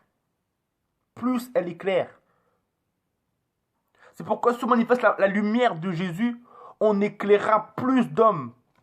Parce que la lumière de Jésus est la plus grande. Et par conséquent, elle est capable d'éclairer le plus de gens. Elle a la puissance d'éclairer le maximum d'individus. Donc si on la manifeste, alors on augmente le potentiel de gens qu'on pourra conduire à la lumière. C'est-à-dire à la vérité, à la justice. Donc, vivre sans péché afin de manifester la lumière de Jésus. Afin de manifester Jésus qui est lumière. Et afin de rendre un bon témoignage. Afin de montrer aux hommes que Jésus-Christ est capable de changer les vies. En étant nous-mêmes le modèle de ce que cela est vrai. Et ainsi les hommes voyant en nous la gloire de Dieu, ils voudront également obtenir cette gloire. Car ils se diront: moi aussi, je veux les bénédictions de Steve. Moi aussi, je veux être capable de parler en langue comme Steve. Moi aussi, je veux être capable d'avoir l'onction de Dieu qui me remplit de la tête aux pieds. Moi aussi, je veux être capable de ressentir l'amour de Dieu, d'éprouver l'amour de Dieu comme tel frère ou comme telle sœur ou comme telle personne. Moi aussi, je veux avoir les bénédictions de Dieu. Moi aussi, je veux que toutes mes activités prospèrent. Moi aussi, je veux être délivré de l'addiction, du vice et vivre dans la justice et la pureté. Et non dans le péché qui dégoûte. Moi aussi, je veux connaître le vrai bonheur, comme ce chrétien qui marche par l'esprit. Ouais. Les gens donc voyant les bénédictions que Dieu donnera aux chrétiens, qui marchent par son esprit, ils deviendront envieux de ce chrétien. Et devenant envieux de ce chrétien, alors ils voudront également obtenir ces bénédictions. Or, il n'y a qu'un seul moyen de les obtenir, c'est par Jésus. Alors, ces hommes, voulant obtenir les bénédictions que Dieu a donné à celui qui l'obéit, ils voudront également aller à Jésus, afin que Jésus leur donne ses bénédictions.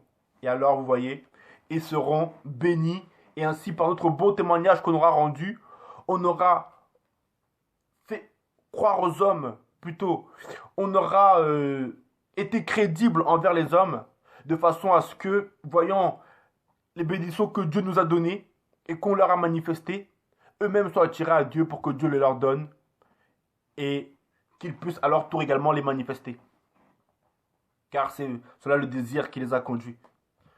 Donc maintenant, on va prendre donc quelques passages bibliques pour étayer ces propos. On va prendre Évangile selon, Épître aux Galates. Donc Épître aux Galates, chapitre 5. Épître aux Galates, chapitre 5, verset 19. Nous allons voir ce que la parole de Dieu nous dit ici en ce qui concerne ces choses dont je viens de parler. Épître aux Galates, chapitre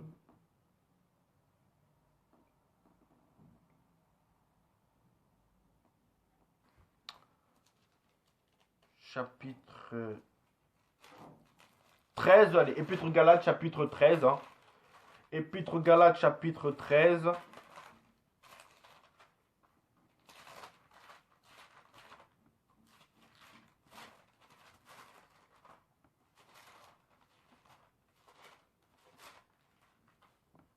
Chapitre 13,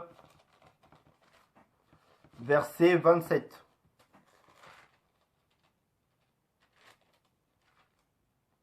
Comment ça? Attendez. Je crois qu'il y a une petite erreur là. Galates 13. Attendez. Il n'y a pas de chapitre 13 à l'Épître aux Galates. Donc, j'ai fait une petite erreur. Mais c'est pas grave. On va trouver les versets bibliques en question. Parce que ma Épître aux Galates,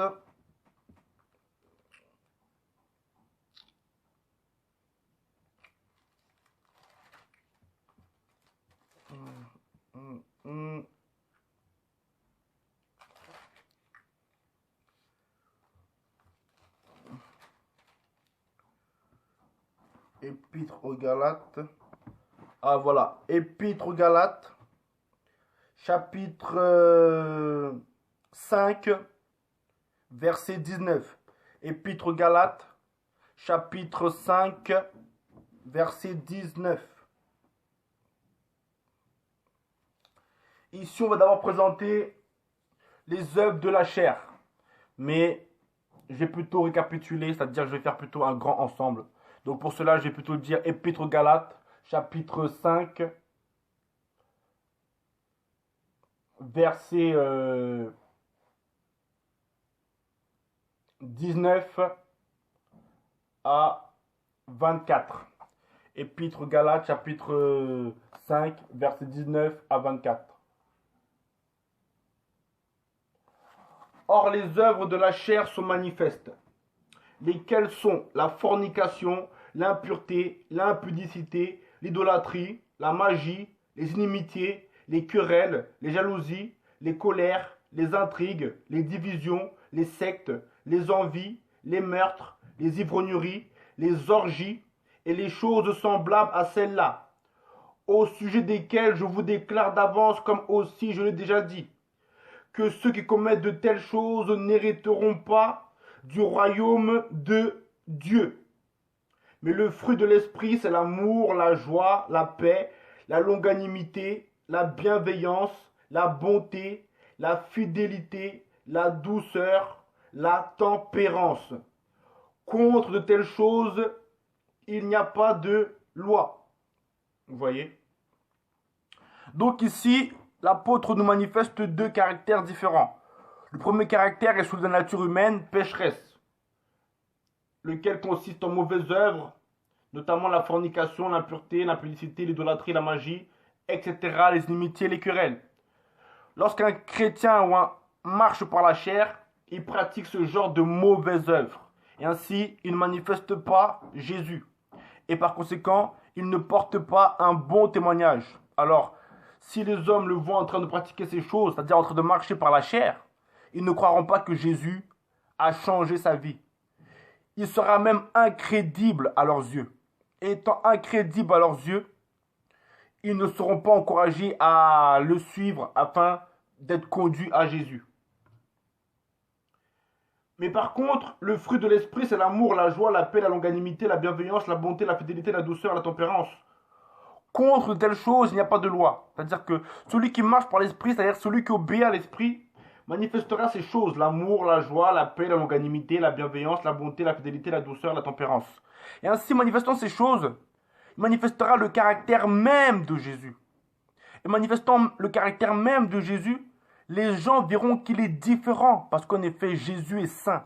Être saint signifie être exceptionnel. Être saint signifie être mis à part.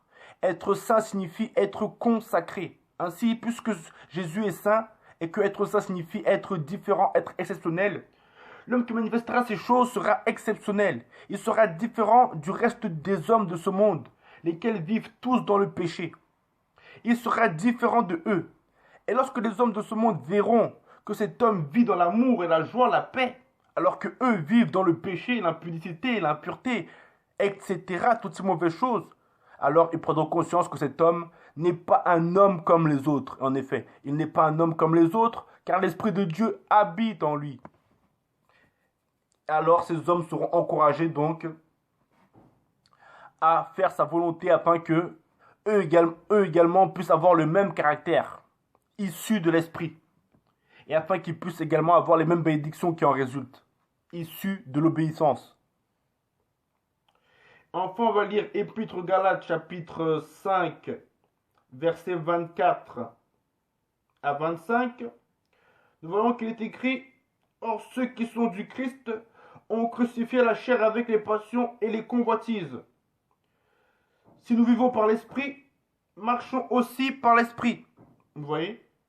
Cela signifie que ceux qui appartiennent à Christ ont complètement mis à mort la nature pécheresse. Cela signifie que dans leur vie quotidienne, ils ne lui accordent plus aucune importance. Ils la considèrent comme morte. Les désirs qu'elle leur transmet, ils ne s'attardent pas sur ces derniers. Ils agissent comme si ces désirs n'avaient jamais existé. Ils crucifient la chair et ses désirs, ce qui signifie que ils ne permettent plus à la chair de se manifester dans leur vie. Et ainsi, ils appartiennent à Christ. Ça signifie que ils sont serviteurs de Christ, parce que ceux qui appartiennent à Christ sont ceux qui lui servent. Et ainsi, ayant crucifié la chair, ils servent Christ. et servant Christ, ils manifestent sa lumière. Et manifestant la lumière de Jésus, ils disent la vérité. Et quand ils disent la vérité, les ténèbres se dissipent. Et quand les ténèbres se dissipent, les hommes savent davantage ce qu'ils doivent faire pour accomplir la volonté de Dieu, obtenir le salut et marcher dans sa bénédiction continuellement tous les jours de leur vie jusqu'à leur mort. Donc je manifestais donc que le péché empêche de rendre un bon témoignage et de manifester à Jésus. Et de manifester Jésus plutôt. C'est pourquoi nous devons mettre à mort le péché dans nos vies, dans les vies. C'est pourquoi vous devez également mettre le péché à mort dans votre vie afin de rendre un bon témoignage et de manifester Jésus, c'est-à-dire sa lumière, et ainsi porter beaucoup de fruits, c'est-à-dire faire beaucoup d'œuvres divines, mais également afin de conduire beaucoup d'âmes à Jésus en répandant sa lumière partout, de façon à dissiper les ténèbres.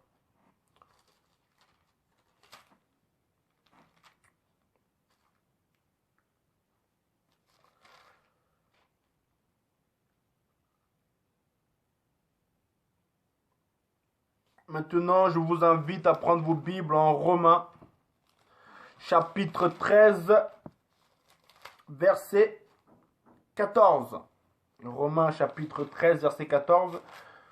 Ici, on va encore confirmer que le péché empêche de rendre un bon témoignage et de manifester Jésus.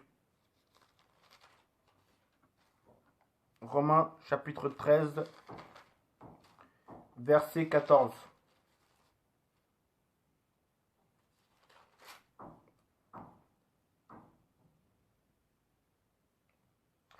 Épître aux Romains, chapitre 13, verset 14. Voilà ce qui est écrit. Plutôt,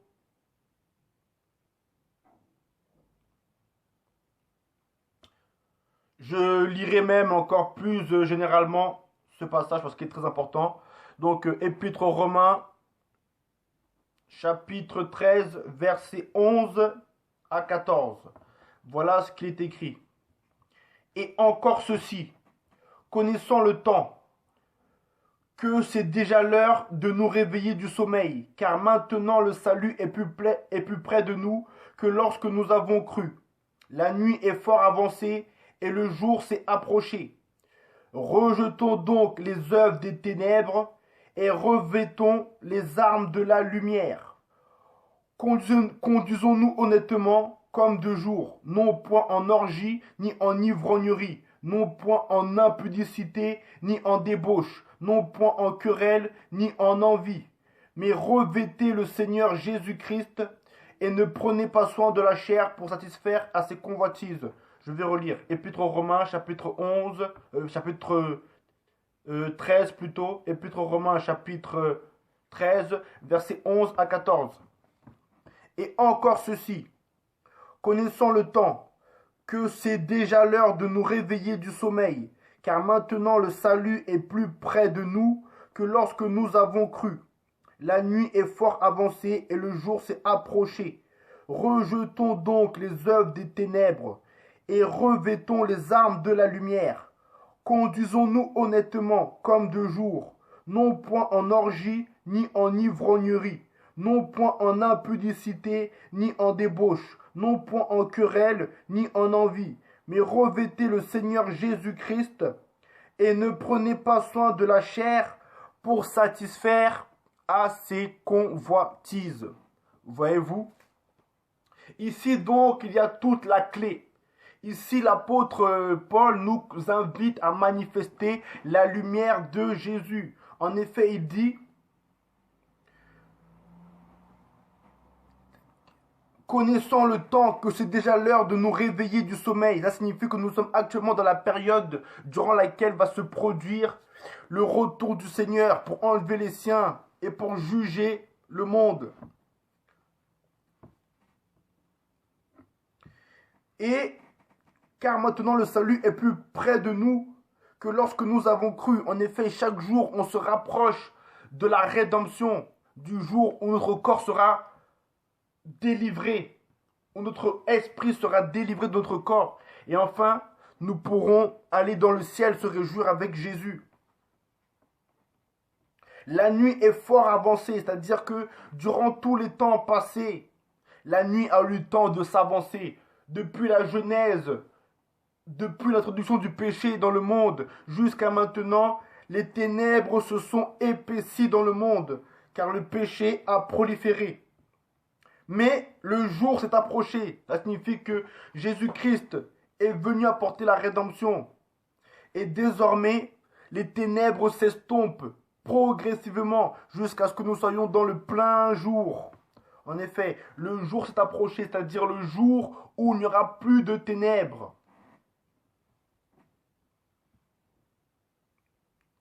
Rejetons donc les œuvres des ténèbres et revêtons les armes de la lumière. Oui.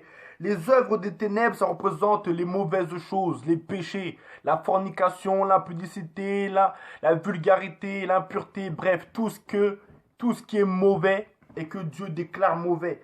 C'est cela les œuvres des ténèbres. Dieu nous dit de les rejeter, ce qui signifie que nous ne devons plus les manifester. Nous ne devons plus choisir de les pratiquer. Mais il dit au contraire, et revêtons les armes de la lumière. Les armes de la lumière, c'est le caractère même de Jésus. C'est par son caractère, par ses caractéristiques, que Jésus a pu vaincre Satan. Par son obéissance, par son amour, par sa fidélité, par sa pureté, par sa justice, bref. Voici les armes de Jésus, que Jésus a employées pour combattre. Et maintenant, nous autres, ayant reçu la vie de Jésus, la nature de Jésus, nous avons donc ces armes à notre disposition, c'est-à-dire sa pureté, sa justice, sa nature, sa puissance. Et donc nous devons donc nous en revêtir, ce qui signifie que nous devons les manifester contre nos adversaires. On doit vaincre le mal par le bien. On doit faire la volonté de Jésus afin de conduire le maximum d'hommes au salut et afin de vivre une vie heureuse par la puissance et l'amour du Saint-Esprit.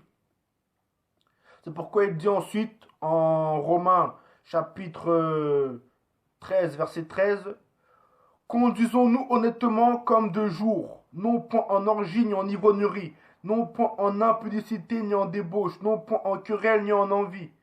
Vous voyez, on doit vivre comme de jour, c'est-à-dire comme étant dans la lumière, dans la justice, parce que le jour représente la justice, la lumière, tandis que les ténèbres représentent l'injustice, le péché. Donc on ne doit pas vivre dans les orgies, les ivrogneries, les impudicités, les débauches, les querelles et les jalousies. Mais on doit revêtir le Seigneur Jésus-Christ, ce qui signifie qu'on doit manifester le Seigneur Jésus-Christ. Et nous en sommes capables, car nous avons été identifiés au Seigneur Jésus-Christ. Cela signifie que notre esprit est devenu par la nouvelle naissance l'image de Jésus-Christ. Et désormais, on doit donc manifester le Seigneur Jésus-Christ. En effet, celui qui se revêt d'un vêtement manifeste à tous ceux qui le voient quel est le vêtement qu'il porte. Ainsi, si on se revêt de Jésus-Christ, cela signifie que tout le monde verra Jésus-Christ par nous.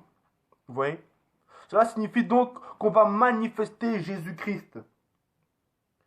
Et pour cela, on doit ne pas prendre soin de la chair. On va dire qu'on ne doit pas prendre soin de la chair pour satisfaire à ses convoitises. Donc, on doit manifester le Seigneur Jésus-Christ. Or, le péché empêche de le manifester. Donc, on doit mettre fin au péché afin que Jésus-Christ puisse se manifester et agir en pure bonté, comme c'est sa nature de le faire. Et également afin de porter un bon témoignage, car imaginez que Jésus-Christ se manifeste à nouveau dans ce bas monde. Tous les hommes seront attirés à lui à cause du témoignage qu'il rendra, à cause des bénédictions résultant de ce témoignage. Et alors tout le monde sera attiré à Jésus.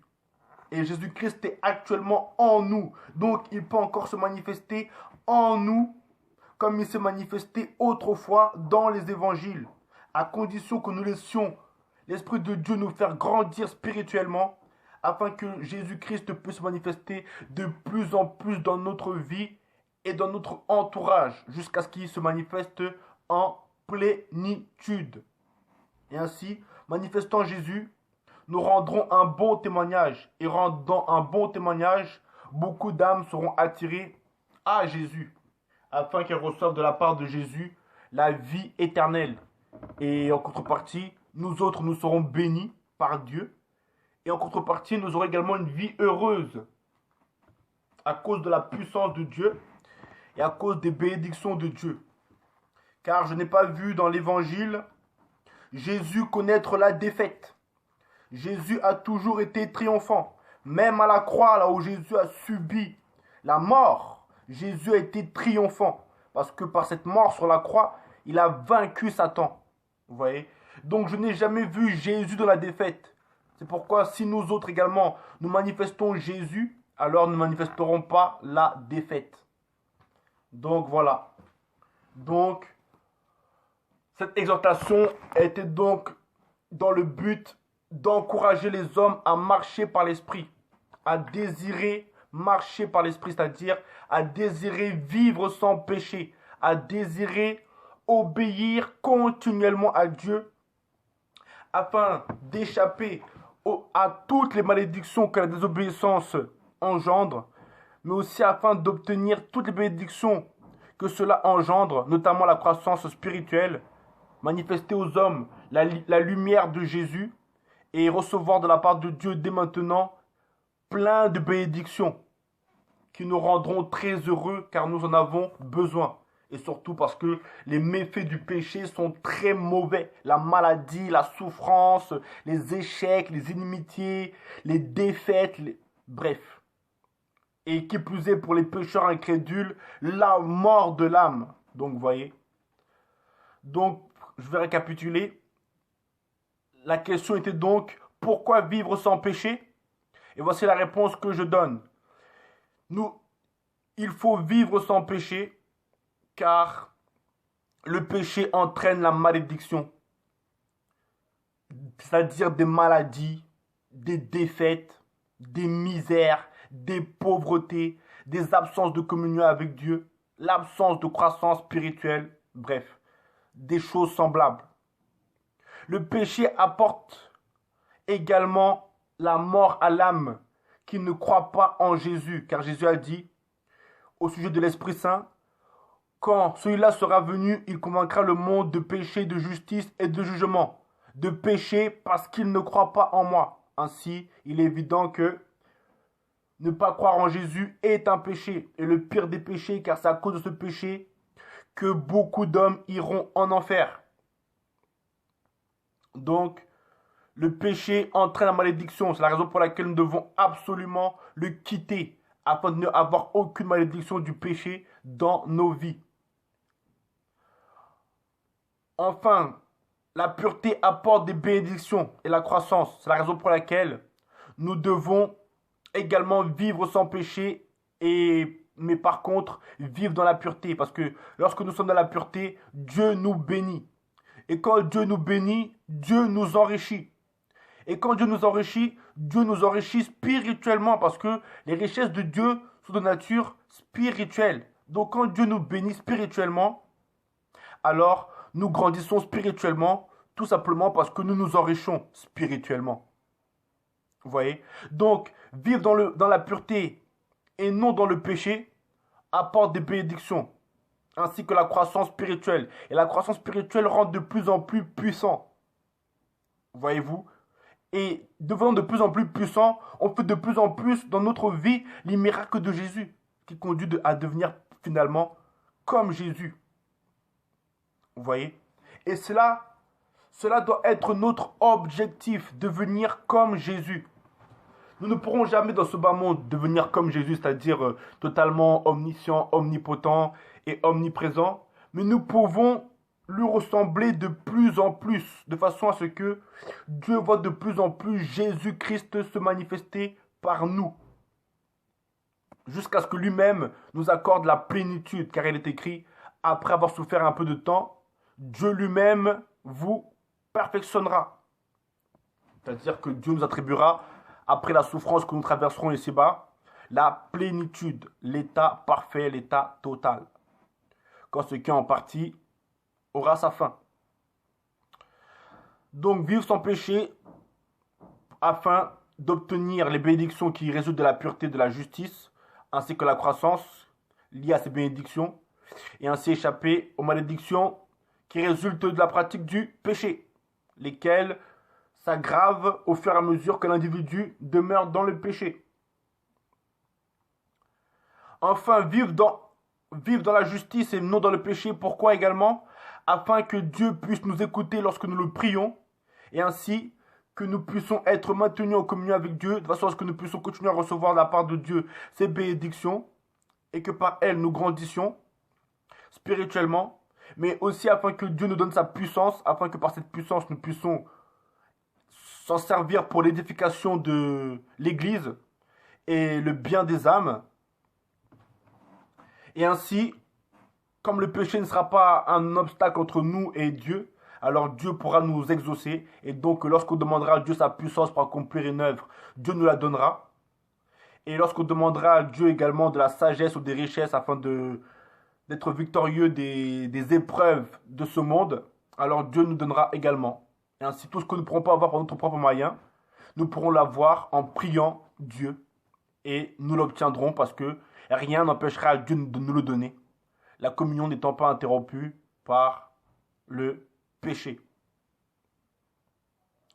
Et enfin, vivre sans péché afin de rendre un bon témoignage et ainsi être crédible aux yeux de ceux à qui on adresse la parole de Jésus et afin de manifester Jésus de façon à ce que les gens soient attirés par Jésus, car Jésus a un puissant pouvoir d'attraction, comme le manifeste la parole de Dieu, où des foules entières se rassemblaient autour de lui.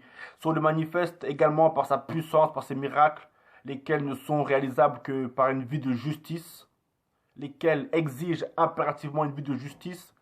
Alors, les hommes verront Jésus en nous, les hommes seront attirés à Jésus par nous, parce qu'on leur manifestera Jésus dans notre vie, car Christ est en nous. Et alors on portera un bon témoignage qui incitera les hommes à venir à Jésus, afin que de même que Jésus nous a bénis, Jésus les bénisse également. Donc, le péché entraîne la malédiction, mais la pureté apporte des bénédictions et la croissance. Le péché empêche Dieu d'écouter et rompt la communion, mais la pureté permet à Dieu d'écouter, d'exaucer et maintient la liaison entre le croyant et Dieu, de façon à ce que Dieu puisse transmettre au croyant ses bienfaits. Enfin, le péché empêche de rendre un bon témoignage et de manifester Jésus, tandis que la pureté permet de manifester un bon témoignage, conduisant les âmes à être attirées au Seigneur et de manifester dans notre vie la puissance de Jésus, le caractère de Jésus, et par conséquent récolter les bénédictions qui en résultent. Donc voilà pourquoi vivre sans péché, afin de ne pas être maudit, afin de ne pas être privé des bénédictions et de la croissance spirituelle, afin que Dieu nous exauce quand on le prie et que rien ne puisse nous empêcher d'être en liaison avec Dieu, de façon à ce que Dieu puisse nous transmettre ses bienfaits. Et enfin, afin que nous puissions rendre un bon témoignage et qu'on puisse manifester Jésus dans ce monde de façon de plus en plus grande, jusqu'à la plénitude. Donc j'espère que Dieu vous permettra de comprendre cet enseignement. Qu'il vous bénisse. Wala shaka wala wala samala wala shaka wala samala wala yawe yawe yawe wala samala wala shaka yawe yawe wala mala wala saka yawe yawe yawe yawe yawe wala sambala wala shambala wala sambala wala sambala wala sambala yawe yawe. Oui, que Dieu vous bénisse par son nom tout puissant et qu'il vous remplisse de son esprit et du désir de vivre sans péché, afin que vous puissiez être parfaitement heureux et que Jésus-Christ se manifeste en vous et par vous de façon totale et sans entrave. Amen.